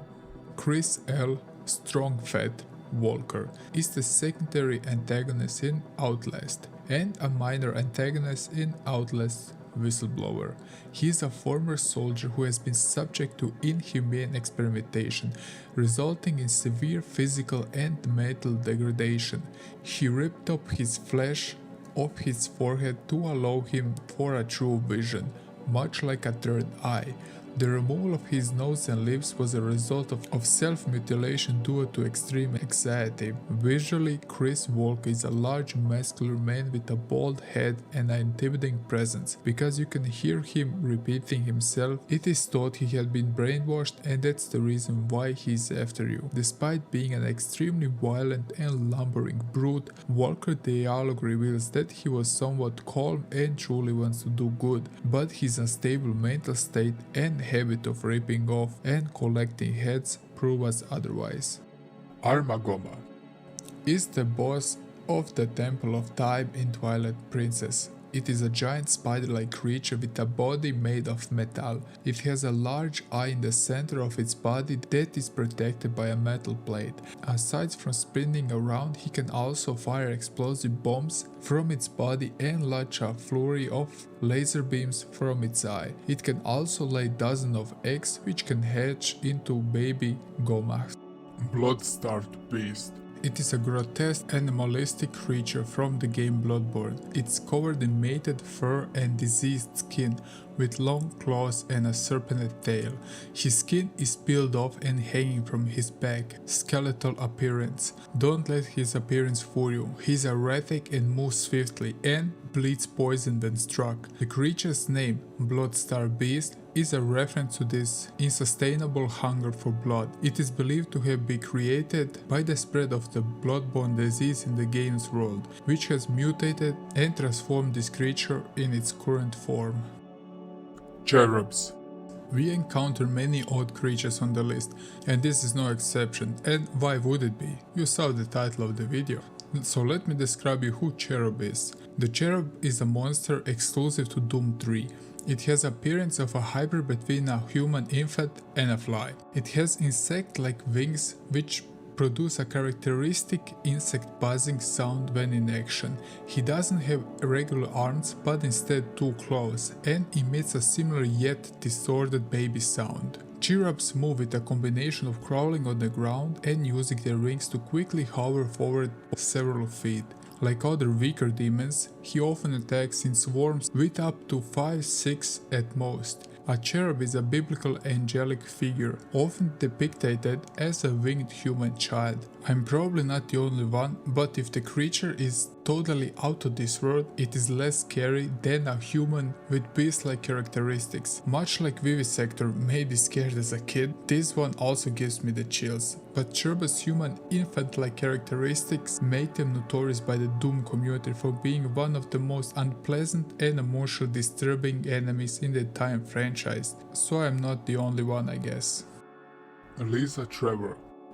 Let me tell you the sad story of Lisa Trevor from Resident Evil. Lisa was abducted as a part of a research project by what later would become Umbrella Pharmaceuticals. Having survived a mutated exposure to a protogen strain, Lisa's enhanced abilities made her a perfect test subject in bioweapon research. Her existence was kept a company secret, with none of the other researchers at the facility knowing her name, and few even know that she existed at all. Over the period, Lisa continued to deteriorate, falling into a stupor. But Umbrella Corporation didn't stop their research. They transported her in a wheelchair if she needed to be moved. Her usefulness to the company ended in 1988 after 20 years of testing, when a protogen strain dubbed Golgotha virus was isolated in her blood. Lisa's powerful regeneration abilities allow her to survive her planned execution, and she would go to live in the Arkell Mountains until 1998, when she involved herself in the mentioned incident. She ultimately died when the facility was destroyed. Poe. Poes are recurring enemies in the Legend of Zelda franchise. They are ghost-like spirits of deceased beings who have hatred towards the world and can be found in dark places such as graveyards, empty fields, plains and caves. Poes are often seen carrying a lantern. Po may derive from the Chinese philosophy of Han and Po, similar to yin and yang, with the Han being the part of the soul that strives for heaven and is associated with life, and Po is the part of the soul that stays with the corpse and is associated with death. The tank, Left 4 Dead 2. The tank is arguably the most powerful special infected in the game. Unless the team works together to take the tank down, it can wipe up an entire squad with or without help. Mutated through infection, the tank's only strategy is brute force. Despite his abnormally increased muscle mass, ironically the tank is incredibly fast and agile. Despite his immense size, the excessive muscle mass serves as the tank's weapon and armor. The increased bulk gives the tank superhuman strength. The tank has also suffered either heavy brain damage or a rabies-like infection, resulting in the tank being in constant state of rage. Sander Cohen. Cohen's an artist, says some. He's Section 8, says I. I've seen all kind of cutthroats, freaks and hard cases in my life. But Cohen, he's a real lunatic. A quote by Atlas. Sander Cohen is a poet, composer, sculptor and a playwright, ruling over Fort Frolic. Originally an artist of many forms who practiced in New York City, Cohen became a leading figure in Rapture's art community. Following the descent of Rapture in chaos, he went mad and became sadistically impassive to deaths and suffering of others. He speaks with a distinct theatrical flair and often references art in culture in his dialogue. Despite his charismatic and cultured manners, Sander Cohen is revealed to be a sadistic and manipulative figure who enjoys in the suffering and chaos he creates. His fixation on art and creativity has led him down of a dark path, and his twisted sense of morality allows him to justify even the most heinous acts in the name of his art. Frank Fontaine. He is a conman, a criminal mastermind, and a leader of the opposition group in the power struggle which led to Rapture's collapse.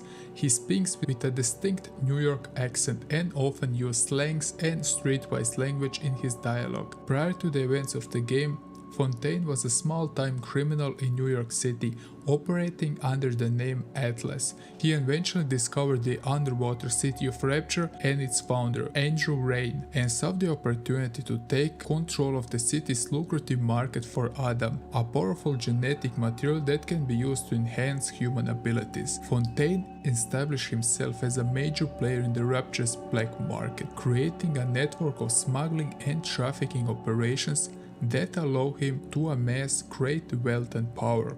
However, Ryan eventually discovered Fontaine's true identity and began to crack down on his criminal activities. In response, Fontaine faked his own death and assumed a new identity as Atlas, using his loyal followers to launch a rebellion against Ryan and take control of Rapture. The Janitor. The Janitor, Little Nightmares. The janitor, also known as Roger, is the first antagonist and one of the many individuals that oppose you on your journey in Little Nightmares. He appears briefly in the prison chapter and is the main antagonist of the layer chapter. The janitor is a humanoid monster whose proportions are greatly warped and exaggerated compared to a normal human. His head is massive and melon-like, connected to his torso by a wrinkled turkey neck and bending his back into a hunch by its sheer weight. The most striking feature of his head is how the top half of the skin seems to have been partially peeled off and sags down over his eyes, revealing the top of his bare skull and leaving him blinded by the folds of his flesh. His mouth is stretched wide from ear to ear and almost always bears a sinister grin which reveals his small tiny flat teeth. But like many other characters in the game, Janitor doesn't speak. He dutifully performs his work, trapping children who are trying to escape. The janitor is also blind, and so he has acquired acute hearing and swift reflexes. The janitor is also implied to be a collector or a hoarder of sorts, having a room full of dolls and other things he presumably collected over the years from kidnapping children. Ebrietes, daughter of the cosmos. She is a great one, a type of powerful, otherworldly being that exists beyond the bounds of normal human understanding. She is a monstrous creature that resembles a slug with squid-like tentacles emerging from her back. This beauty you can only encounter in the game Bloodborne. Her face appears to be split in half and covered in a strange growth that resemble fungus that surrounds her vulnerable head. She has only two oval-shaped green eyes. She also possesses a set of skeletal wings that grant her limited flight. In the game's lore, she is said to have been discovered by the scholars of the Healing Church, who sought to use her power to ascend to the level of the Great Ones themselves. However, the experiment and rituals ultimately led to the spread of the old blood throughout the city of Yarham, causing a plague of madness and mutations among the population. Splitworm. Splitworm is the first boss encounter in Silent Hill 3. The Splitworm is a gigantic vile worm that is covered with a protective lavender cold layer. Visually, Splitworm is disturbing and unsettling creature, with a pale fleshy appearance and a series of gaping toothy mouths that line in its body. There are many speculations on what the worm stands for, but because there are too many speculations and I don't take any of them too seriously in my opinion, so let's move to the next one. Yenova, Final Fantasy VII. Throughout the Final Fantasy VII, Yenova is often referred to as she. Yenova has a feminine form and it's said to be the mother of the Sephiroth. The Citra call it the calamity from the skies or the crisis from the skies. She is a powerful being with the ability to manipulate the cells of living creatures. In the game story, Yenova is a being from the planet's distant past who was discovered by a group of scientists. Yenova cells also have the power to induce madness and chaos, leading to a catastrophic event known as the Nibelian Incident that sets the game's events in motion. Yenova has long silver hair parted through the center. Its left eye glows red and it has no right eye, often covered by her hair. Yenova is the combination of the words Yehovah and Nova. Jehovah is the conventional name of the Abrahamic god, and Nova is from the Latin feminine adjective for new. Thus, Yenovas means new god. Gonrak. We already mentioned Gonrak in this video where we talk about the headcrabs from Half-Life, but let's now focus only on Gonrak. It is first encountered in a boss battle taking place in one of the last chapters of Half-Life 1.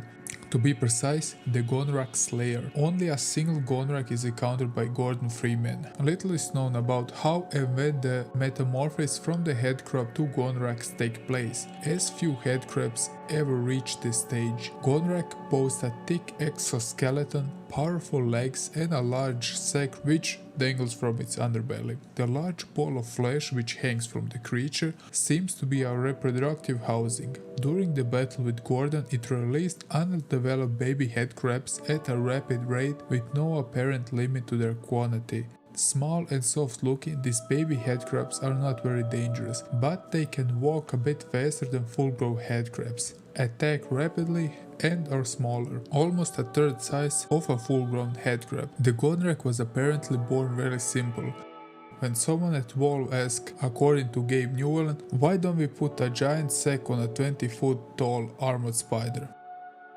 There you go, some monsters have a huge backstory of how they are created, and now we have this one. Twin victims.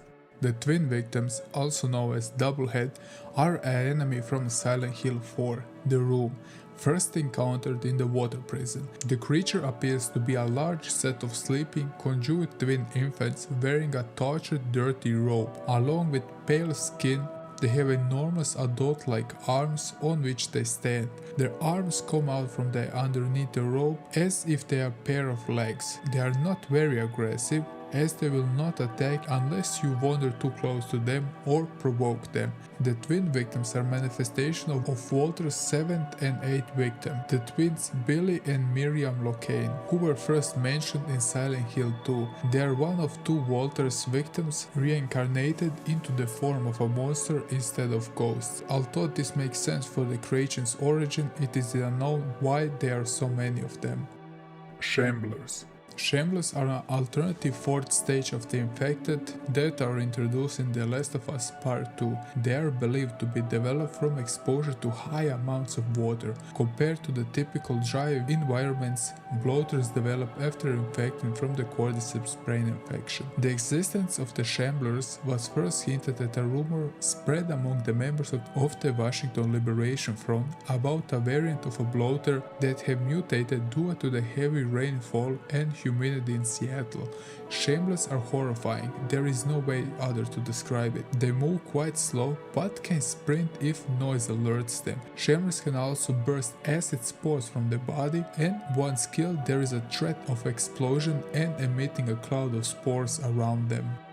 Zombies conquers Bad Fur Day. We had some really scary and disturbing characters until this point of the iceberg, and why the zombies from Conquer's Bad Fur Day are so deep is beyond my understanding. But let's roll with it. The zombies in the game are depicted as undead teddy bears, rats and other animals. They are slow moving and attacking by biting and scratching Conquer. The zombies are not completely brain dead as they can defend and wait to ambush Conquer. The zombies can also be squirrels and coming both male and female genders. They all have bloody marks and decayed flesh all over the bodies, partially exposed skulls, and usually have one eyeball missing or hanging from the eye socket. In Conquer Live and Reloaded, zombies come in different sizes with hordes, with some being tiny, possibly representing children. If this is more disturbing than the Silent Hill creatures you already mentioned, is something that I'll let you decide. Lavos, Chrono Trigger. Lavo is the final boss of Chrono Trigger. It's an alien parasite. Lavos came to the Earth intending to drain its energy so it can produce genetically enhanced spawn, which could continue the cycle of other planets. It came in a prehistoric time and buried itself deep underground. Lavos is depicted as a massive insect creature with multiple tentacle-like appendages and a gaping mouth. It has ability to manipulate time and space and uses the power to travel to different areas in the game's story, influencing events and gaining power. Lavos has three different forms. The first is the outer shell, which represents the Peluda, a mythical beast in French mythology. The second form of a larger humanoid form with two arms, and the third and final form is Lavos core, consisting of three parts, the center and two floating bits.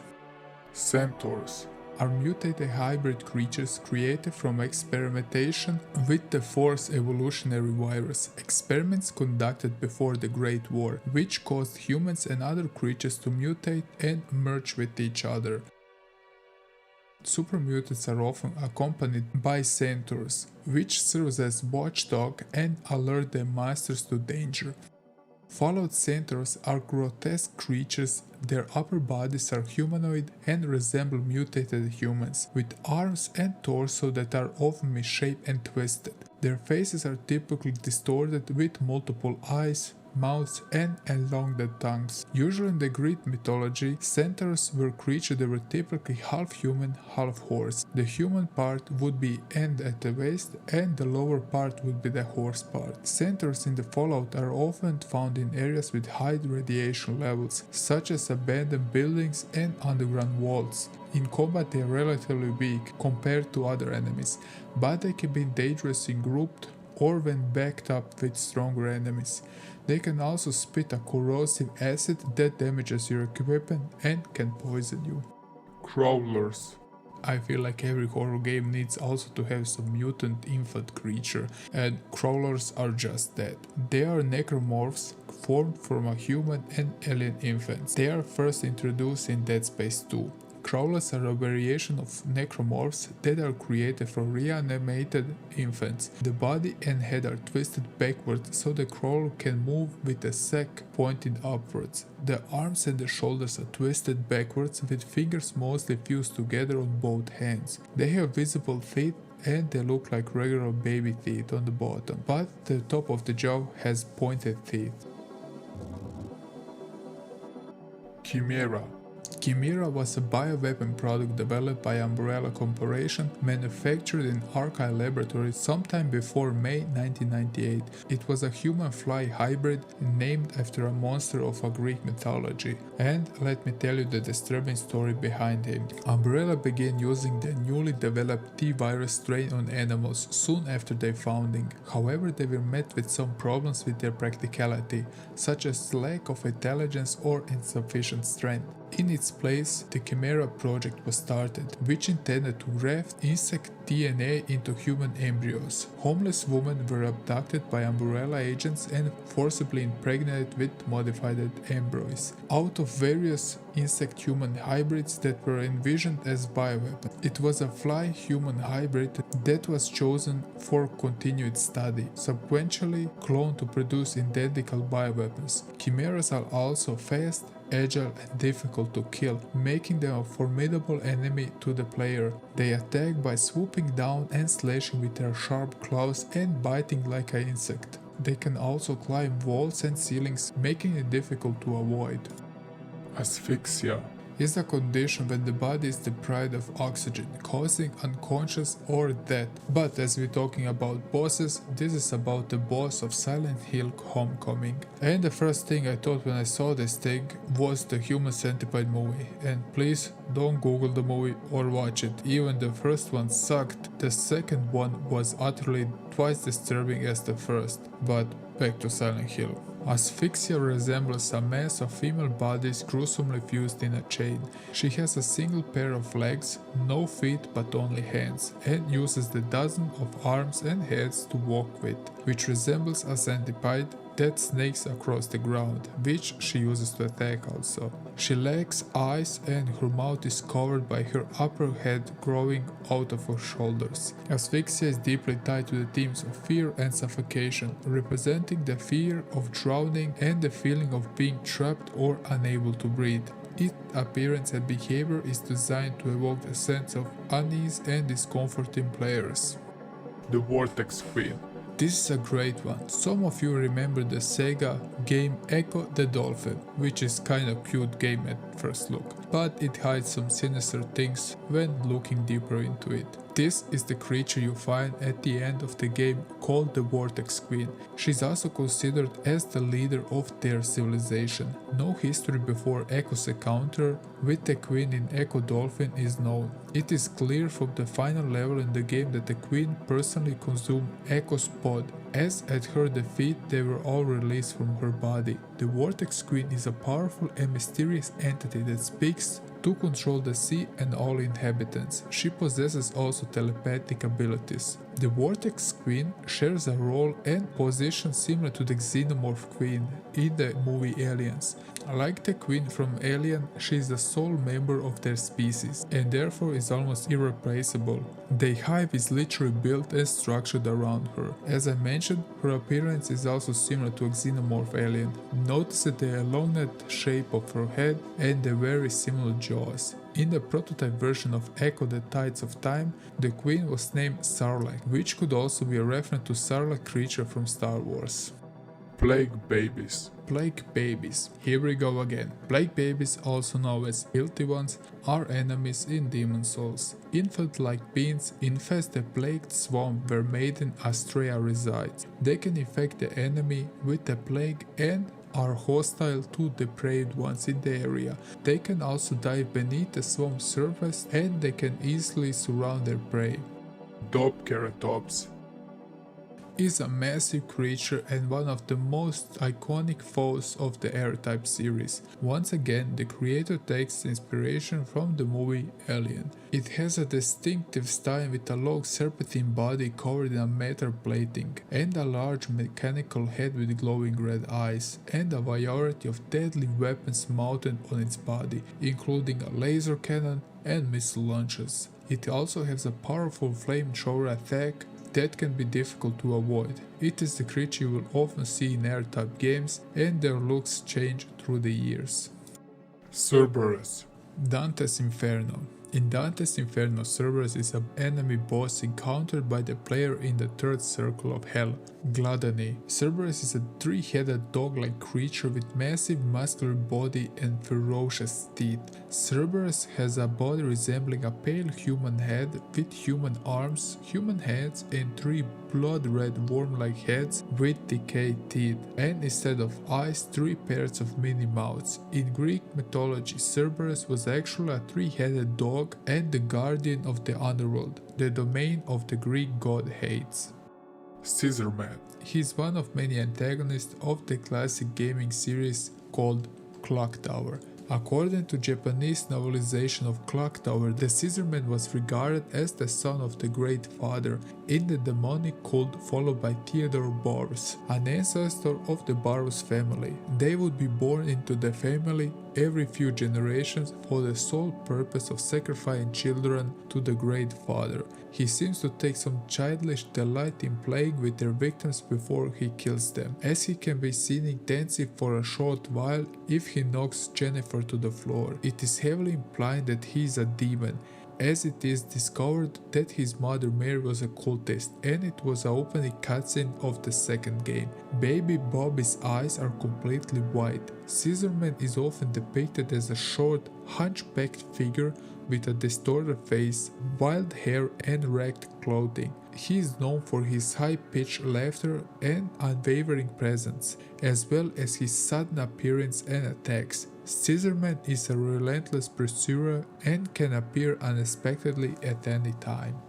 Imp Pope. Imp Pope possesses a unique doll-like appearance, and you can encounter them in Legend of Zelda Twilight Princess. The imp carries a large scythe which they use to attack you. Also, they have a lantern attached to its feet. Impos only come at night. A maid named Giovanni was cursed for his greed. He has his soul stolen by Impos. You can only retrieve his soul after collecting 20 Poe souls, which would break the curse of Giovanni.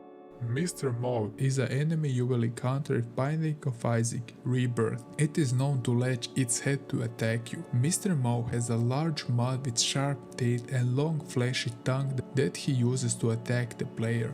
Mr. Maw moves slowly and can be difficult to avoid due to its size, but it has relatively low health compared to some of the other game enemies. It has also the ability to shoot a beam of blood from its mouth, which can cause significant damage to the player if they are hit. Duvalia.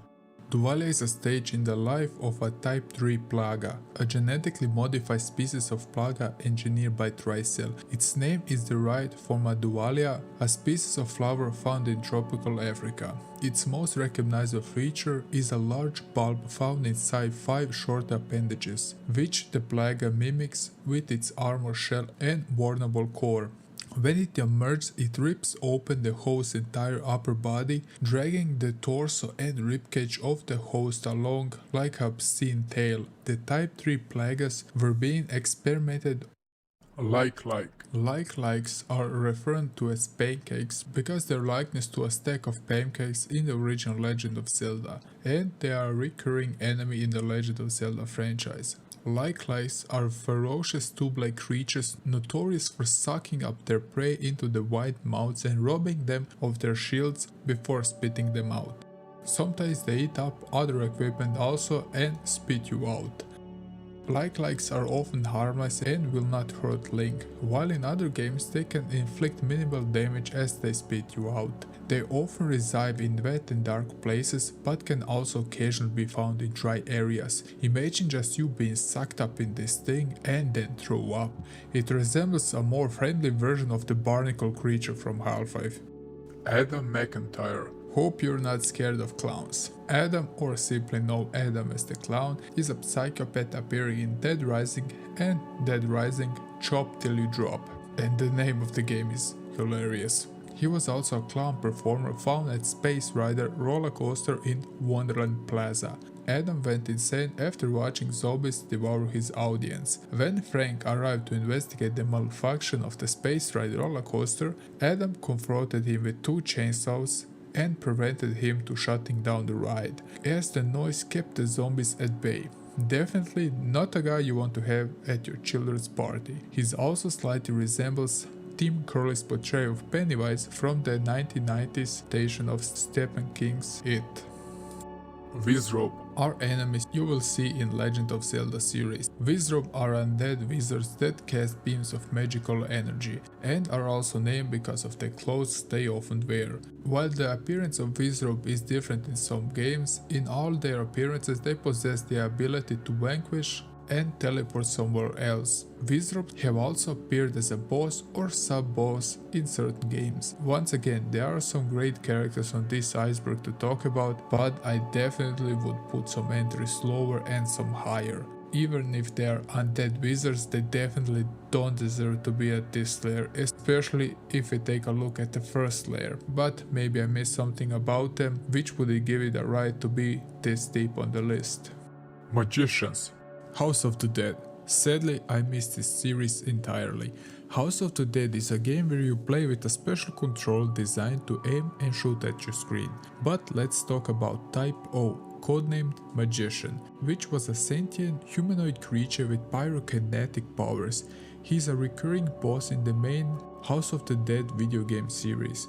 During a 1998 bioterror incident, he disobeyed and killed his creator. Although considered a masterpiece, Magician was also an unfinished project, lacking several pieces of armor on his body. In combat, Magician disoriented his targets with fast aerial movements and blasting a variety of fireball projectiles. His weak points were his exposed, pulsating muscles.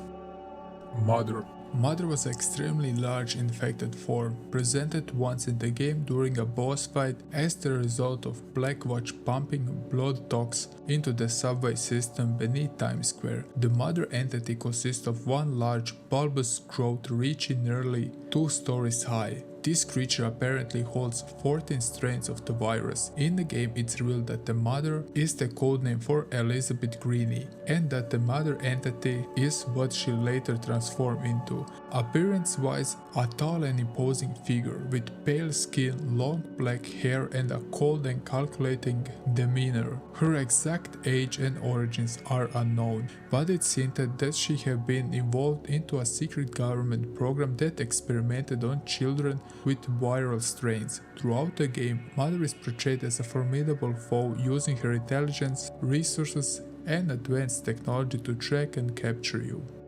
Gaping Dragon. The Gaping Dragon is one of the largest bosses in Dark Souls, with a long serpentine body and gaping tooth-like filled mouth. The Gaping Dragon is a massive creature with a long serpentine body which is covered in grey, thick scales. Its body is reminiscent of a giant worm or centipede, with numerous segments that allow him to move into serpentine fashion.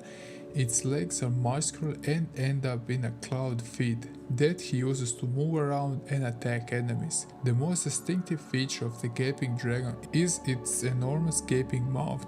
Its mouth is filled with sharp teeth that protrude from its jaws at irregular angles, giving it a grotesque and unsettling appearance. Brow Doll. It resembles an ordinary door, except it has wings allowing it to fly. Wario fights the monster on the way through the horror manor. The brown doll creature wears a blue shirt and a light blue bow tie. Its eye color is blue with orange eyebrows above their eyes and a sharp shade halo with two angel wings on both sides of the body. As I couldn't find anything interesting about him, I again wonder why Brawl is so deep on the list. Don't worry, there are some nasty creatures ahead, just to warn you.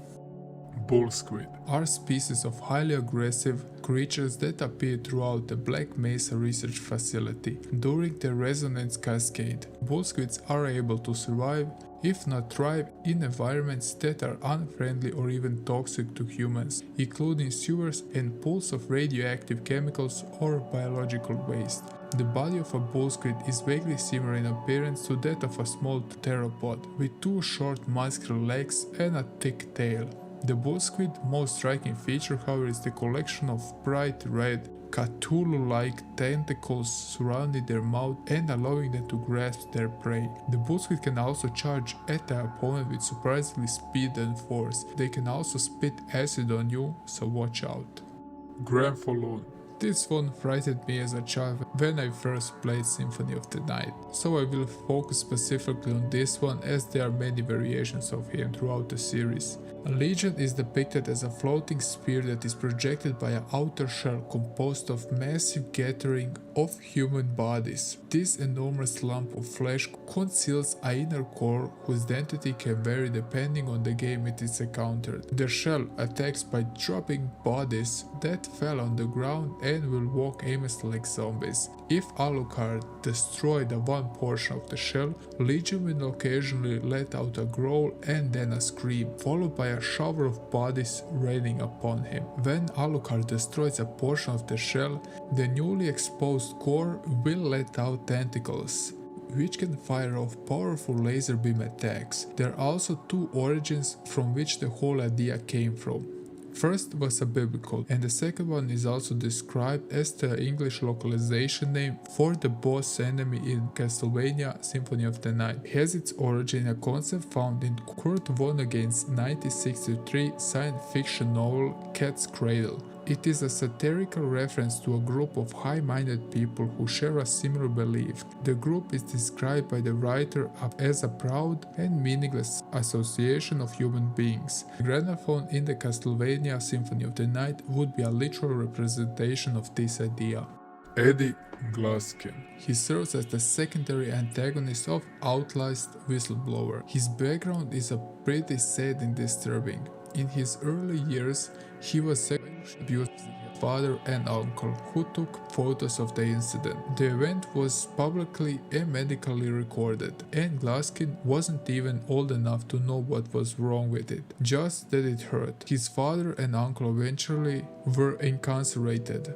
Eddie was a serial killer who mutilated women. There are implications that his insanity stemmed from being sexually abused. He is obsessed with the idea of the perfect bride to the point where he mutilates people. He appears to be only interested in taking men, doing the most horrible things you can imagine to them, and then turn them into real women. He also refuses to accept the difference between what he believes and the actual reality. He alters between trying to laugh it off as a fake and flying into berserk rage. He also refuses to admit he killed his victims. Eddie is completely detached from reality in every way. This isn't a fact, but I can think he was based on the serial killer Ed Gein, as they both have similar names, and the deeds, for you that didn't know, Silence of the Lambs and Texas Chainsaw Massacre were based on Ed Gein. Pendulum, Silent Hill 3. Pendulums are large hovering monsters from Silent Hill 3. The pendulum has appearance of two human torsos cut in half and connected as their hips by a metal device. Its arms are tied and bandaged behind its back, with each torso facing the opposite direction of their side. It also has a blade attached to each of its head and rotates its torso. It makes a horrible loud screeching sound similar to a rusty metal grinding noise, and a noise which alters to a sound similar to a broken instrument. The designer stated that several creatures designed were created without fully fleshed out symbols in their mind. Ichthyosaur. or spined alien fish beast. It's an alien species enemy and a mini-boss. It's found in Half-Life and its expansions. It has two arms with one large sharp claw, a spike behind both arms and a pointy long tail. They have a reptilian look head with big sharp teeth. They are highly aggressive and will attack at sight. They are a terrifying enemy in Half-Life simply because underwater you have limited choice of weapons, limited air and poor visibility. The ichthyosaur was originally referred to as Muddy. It also appears one more time prominently in Half-Life 2, such as in the coast levels, where it was to fulfill the role of keeping the player from venturing too far in the ocean. However, this was eventually replaced by the Leech. Its only appearance is recycled during the teleportation failure at the start of the game, based on a real-life creature that was extinct. But it didn't resemble to it, just to make it clear.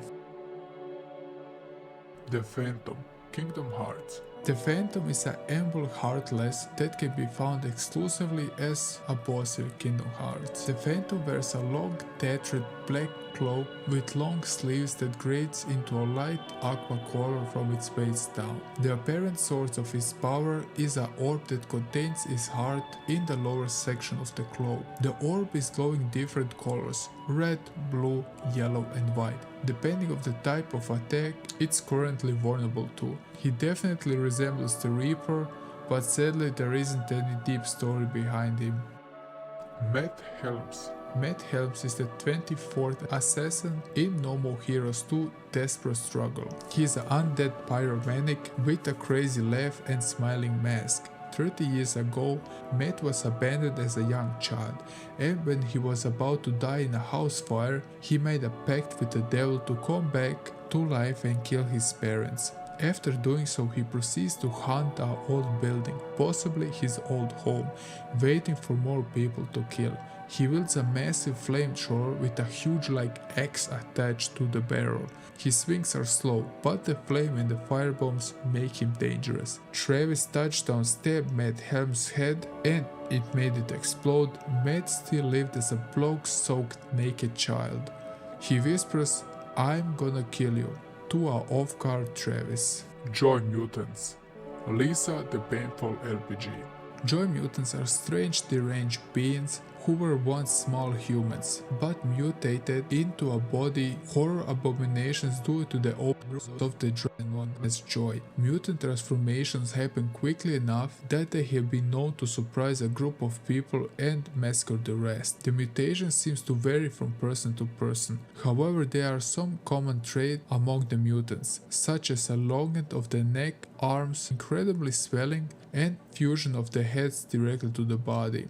Some can be more disturbing than others. The psychological effect of the transformation is that the mutant completely acts on its deepest desires.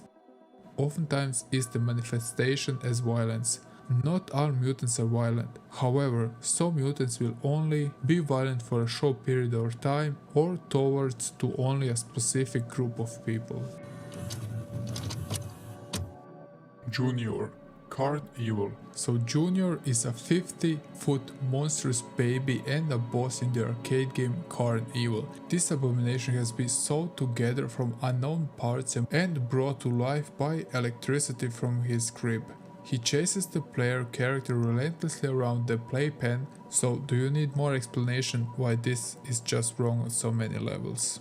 Whiteface. Whiteface is the character in the horror game I'm Scared. It is a tall faceless figure dressed in a white suit and black tie with long spindly arms and legs. Whiteface is a key element of the game's horror, as it appears to be stalking the player throughout the game. It is capable of teleporting and can appear suddenly in unexpected places, adding to the feeling of paranoia and unease. The character is often associated with glitches and technical issues with the game. Its appearance is accompanied by distorted and glitchy graphics and sounds. This blurs the line between reality and fiction, creating a sense of dread and uncertainty for the player. The Immortal Beast is the boss of the third night torture chamber. It takes the form of a grotesque mishmash of 4 limbs. It has 2 legs and 2 arms, but moves in a crab-like position on all 4s. On its back it has a face. eyes, a nose and a mouth. It has also blue eyes. If I'm missing some details, it's because of YouTube grades policy where I can say any wrong word nowadays. The boss represents the affair that Vincent commits the night before he was with Catherine, as well as Vincent's guilt, as Vincent's remarks about Catherine highly suggest that while he may find her cute, his attraction to Catherine supposedly controls him in a way that is only hurting them both, as Vincent is already in a relationship. However, as Vincent cannot break away from his dream girl that he came across at the time when with his own girlfriend is starting to drive him away. His instant attraction for Catherine has turned into an ugly, twisted monster. Gumhead. A gumhead, also known as rubber face, is a type of monster in Silent Hill 4, The Room. They are ape-like beings that are often found in groups. Gumheads are humanoid with grey molten skin that appears to be decaying. Their faces appear somewhat human, however they hardly have any eyes or mouth. Furthermore, they will make monkey-like screaming and grunting noises. And watch out, because they have a tendency to steal golf clubs or pipes from you in the game. All type gumheads are completely grey and are much more common. They have large tumors growing out their throats, which almost appear like exposed heart or another head emerging. The flesh on the face seems to be melted and stretched downward. Gumhead seems to be somewhat clumsy and a lower intelligent than humans. It's the representation of Walter's fear of major of society and his fears of adults as he was a child. Also, their similarity to ape and monkeys may represent how Walter views humanity as primitive and of lower intellect. Bed Batter Off is a silent protagonist who wears a baseball uniform and carries a baseball bat. He is the player's avatar throughout the game and is tasked to purify various zones of the game by defeating the evil spirits that reside there. As the game progresses, the player learns more about Bad Batter and his motivations, as well as the strange and surreal world he inhabits. Bad Batter is a complex character, with his actions and motivations often shrouded in mystery. Despite his lack of dialogue, Bad Batter is a character with a distinct personality and a worldview. He is also a solitary figure, preferring to keep his distance from others and rarely expressing his emotions. The Bad Batter looks like a demonic version of the regular Batter. Azalea. This neat creature is from the game Metroid Prime 3. It has 5 eyes, along with a pair of claws that he uses to capture and then hold its prey as it slowly pulls towards its giant open jaw. It is most likely to be a species of passive predators, waiting for potential prey to come by and then take action. The scan reveals Bioform, species unknown. The mounted area appears vulnerable, damage it to loosen its grip. Also, the sound effects used for Azalea are some that are used by the Kurak beast. Sadly, not much is known about the creature. Miriam Bell. Miriam Bell, previously known as Sister Bell, is the secondary antagonist of the Fate series. Alongside Gary, her son, she is a cult leader that attempts to summon the Antichrist onto the world via the second death ritual. Miriam has 2 distinct appearances in the series. One where she is a young nun working at the Snake Meadow Hill Church in the 1950s, and the other is an elderly from chapter 1 and onwards. In both instances, she looks like a standard nun. Sadly, there isn't much known about Miriam. As she is a cult leader, we can assume she is devoted to the cause and the goal of the movement. Miriam Bell is depicted as a kind and loving woman who is deeply committed to her faith. She cares for her husband and shows concern for his well-being throughout the game. She is possessed by a demon, however, this leads to a dramatic change in her personality as she becomes more aggressive and hostile towards Father John. Despite this, it is clear that the demon is not the true Miriam and that she is still present within her own body, fighting against the demon's influence. Peekaboo Demon. The Peekaboo Demon is a recurring demon that appears in Chapter 2 and Chapter 3. It has a lengthy history of killing multitudes of locals in the sewage system called the Candy Tunnels. It is a grey armless humanoid creature with red hands attached to its face and two blood-red eyes. When it's attacked, its hands will stretch out and fingers will become elongated, revealing a bloody red mass where its mouth should be. Its pupils will enlarge as well. Its feet are almost human-like but with sharp toes, almost like animals. The Peekaboo Demon is more a physical threat than a character with a personality or motivation. There are few theories about why he looks like candy tunnels, but this is a theme for another video. Matrus. Matrus was featured in my last video, so if you wanna see and hear more about him, I highly recommend you check out the previous Iceberg video, so I don't repeat myself. But in few short sentences, the strongest spin comes from the Mugen verse. It solos everything, especially in the Mugen verse, but also your computer, because this is not only a character in the game, but also a virus that can mess up your PC. Tubek. Tubek is one of the strongest non-boss monsters in Silent Hill Origins. Tubek has the appearance of a mutilated humanoid with its lower front fused into the lower back of a large, monstrous creature. The appearance suggests that the two mutilated creatures are participating in a funny activity. They also have needle-like limbs. The figures are connected by a stretched piece of skin between them. The meaning behind this creature is that Tracker travels deprivations from any real relationships because he is very lonely in his way of life. Also, the bad ending hinted that he may be targeted females, so this creature is the manifestation of his wicked desires. Hell Chaos. Hell Chaos is the final boss of the game Splatterhouse, which you can encounter in stage 7. It's a decaying head with decaying rotted arms that will rise out of the ground. It will try to grab you with its rotting hands. When defeated, the rotting hell will sink into the ground and a ghostly image of a face will simply combust until destroyed. He does not make any major appearance in the reboot due to the Hell's Chaos rotting state as well as melted look. Many fans have dubbed him as Captain Mozzarella for comical reasons. Also, one of the soundtrack pieces of the 2010 Splatterhouse reboot is called Hell Chaos. The redesign of the Nemesis in 2020 Resident Evil 3 remake seems to be a homage to this creature, but take it with a grain of salt. Pandora. It was inevitable, I suppose, that you can make it here. Shush. This is the gate of paradise, and I won't give you up. I'll use it to create my paradise, a place where nothing exists. Pandora is a demon in the Shin Megami Tensei series. The description of Persona 5 states, the first woman was created by the Greek gods, made to punish mankind's hubris. She opens a forbidden vessel, said to be a jar or a box, and unleashed evil into the world, but also reveals hope to ensure humanity is not crushed by despair.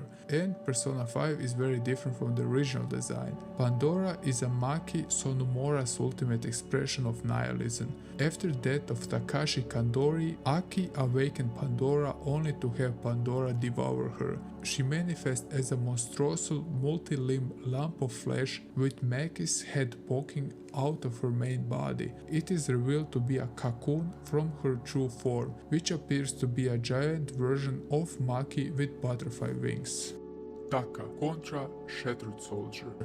Taka, or Slave Beast Taka, is a recurring boss in the Contra series. It is a giant turtle-like alien monster who appears in various installments, either as a boss or a mini-boss. It is encountered at the end of the first stage, Occupied City Streets in Contra 3. But we are here to talk about the Shattered Soldiers. So the Slave Beast Taka initially behaves and attacks the same way it did in Contra 3, although this time its heart is absent and instead replaced by another hive, and the new weak point is the head. Tests showed an increase in Taka's mobility, strength, and defensive and offensive capabilities. It also shows signs of heavy mutation, which result in growing a second with humanoid features where the back should have been. Broadmother. Dragon Age Origins. I didn't play Dragon Age Origins, so I wasn't prepared for this, but I hope you are. A Broodmother is a giant tentacle ghoul capable of spawning vast number of darkspawns in a matter of reminiscent of an insect queen. Darkspawns as a species have no females and thus unable to reproduce naturally. Bolster the numbers, the darkspawn take a female captive during raids and bring them back to their lairs to be transformed into Broodmothers. The captured woman contracts the taint by peeling force-fed darkspawn tissue, and the darkspawn forcibly spew into the prisoner mouths. As this happens, they gradually develop cannibalistic urges and mutate heavily, eventually becoming full-fledged Broodmothers after devouring massive quantities of flesh. Even their own kin are not exempt. A Broodmother will give birth of 1,000 darkspawns in her lifetime. Also, the race of the Broodmother determines which kind of darkspawn she gives birth to. Unused bosses. Mother Tree. So I found only theories about this. The information is based on the viewpoints and research guys over the Earthbound wiki. The unused battle backgrounds in Mother 3 are source of major speculation within the modern community. It may have been intended to be used as a darker version of the final battle, and is speculated by some to be representation of how Lucas C. Klaus, the original background for the second Masked Man fight, instead of the background that was seen or a possible third battle. The files of the game are obviously not in the finished version of the game, but there are some files available if you use a cheat on the emulator. And now let's go to the last layer of this short Iceberg video. Prepare to meet the final characters in this video. Hope you're ready. L is an unused beta model for Luigi's Mansion. Some say that L is an unused boss of the game and that you need to defeat him with elements. According to the game files, it was made 1 month before E3 and has 6 animations. L can be brought into the game via action replay by replacing Toad. This character attacks would have involved crossing its arm and smashing it to the floor. L was most likely going to have a texture beside Grey, but it was never added to the game. L is a fan name for the model, due its file name. No official name for this entity exists. Some say that L was used as a placeholder to test out moveset for Luigi, however this wasn't confirmed. The Hinokuri. This enemy called Hinokuri appeared in the first trailer for Super Mario Sunshine, but it is not encountered in the finished game. However, its data is still present in the game files and can be loaded by modifying the code. However, they forgot to remove Hinokuri from the in-game system data, is why you can still reach him through cheats or hacking. These are unused monsters in the first Silent Hill game. Sadly, there isn't much information about them. There are in total 6 unused monsters as far as I have researched it. CLD2 is also known as the Stalker. Having brown color, they are pretty small, resembling children. They are equipped with a shiv and come in groups to attack. For a short period of time, they are also transparent. They are probably just normal enemies you would normally encounter throughout the game and not some mini-boss or a boss.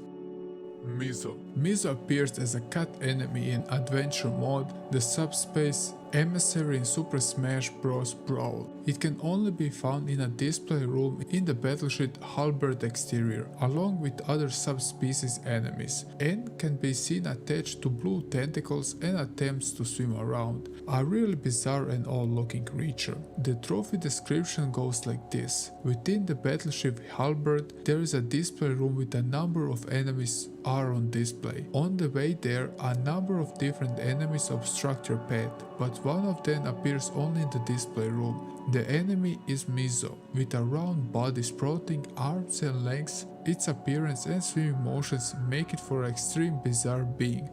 Inherited Nightmare Last Form. The alternative move presence is a boss and cut content in Bloodborne. It also appears to be an earlier design of move presence, discovered by data miners. This boss cannot be accessed during normal gameplay and was cut off the final release of the game. It looks like a Cthulhu-like creature, at least in regards to the tentacles. It has a huge pink ball on its upper part, and it seems it isn't attached to the creature itself. It only has a few attacks, but they hit hard. During phase 1 it stays on the ground, but in phase 2 it would fly for a short time. And it would either peacefully land or dive attack directly in front of you. Yammer. So Yammer isn't a proper enemy or boss, he's an unused asset found in the SpongeBob game. We already looked at him in the previous videos, so aside from being creepy, there isn't much to talk about him, sadly, so let's move on. The Kingpin. There is another cut creature. Sadly, this weird creature wasn't our opponent in Half-Life. While it lacked convincing AI and gameplay goals, it was scripted nevertheless. But it can be found in the game files. Twice the size of an average person, it has a massive brain filling its entire body with 4 eye stalks spaced out even around it, and early version was to walk on 3 legs with a clicking sound. A later version traded the real leg for a thick worm-like tail. It is supposed to be a version of a Xen alien, found in some caves. It has psionic attacks and psionic defense abilities, and would be moved to missile weapons, although this is unconfirmed. CKM. It is a cut enemy and possibly an intended boss monster that was once intended to appear in the original Silent Hill. The monster is presumably intended to be how Elisa Gillespie was viewed specific organisms. In this case, chickens, or possibly chicken embryos. It is notably quite larger than the protagonist. It is able to kill the player in only few hits, and appears to damage them on mere contact as well. The model was unfinished, and oftentimes the right leg will not properly be displayed, making the limb invisible most of the time. The Blob. The Blob is a monster we sadly didn't see in the final version of the game. The existing sprites reveals the monster to be a blood-red puddle with a skull-like face, spawning from the walls and summoning lost souls. Sprites are later recycled as the inside from the Pain's elemental mouth in Doom 2. That's all the info I can tell you about the Blob monster, so let's go to the last entry. Keep it clean or he will. A quote for a Combine propaganda poster. This really fits the last entry. We had some really sick and disturbing enemies and bosses along the way, and the cremator is just that. It's not over the top disturbing, but it gives you the chills. The cremator, also known as Combine Janitor, is a cut enemy from Half-Life 2.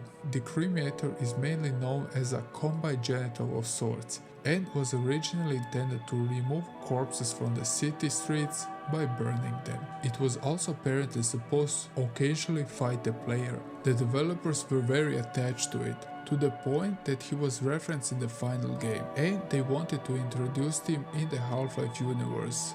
And they even toyed with him during the development of Half-Life Alyx, almost 20 years later. As I mentioned, the cremator was some kind of a janitor, breathing heavily at almost all time, resulting in a rather dark ambience around, alerting anyone in its radius of his presence. It was mainly to be seen disposing of dead bodies throughout the emulator, a large plasma thrower capable of spraying a green beam, which would destroy organic matter upon contact. It was intended for the player to obtain the emulator, which would be an effective weapon against organic enemies. The cremator was cut as an enemy from the retail version of Half-Life 2, but as an Easter egg in Ellie Vent's lab in Black Mesa East, cremator said apparently preserving a tank on the table located to the right of the teleport. So you made it to the end of this short Iceberg video. I hope you enjoyed the video and you learned a few things about the enemies and disturbing video game bosses Iceberg. I think that some of the bosses and enemies are mixed up, and some deserve to be deeper and some deserve to be lower. But let's keep this conversation continuing down below. What did you think about the enemies and the bosses featured on this Iceberg? Do you think some bosses are missing? Please state it down below so others can also see your opinion. But also state down below some videos you'd like to see in the future to be covered.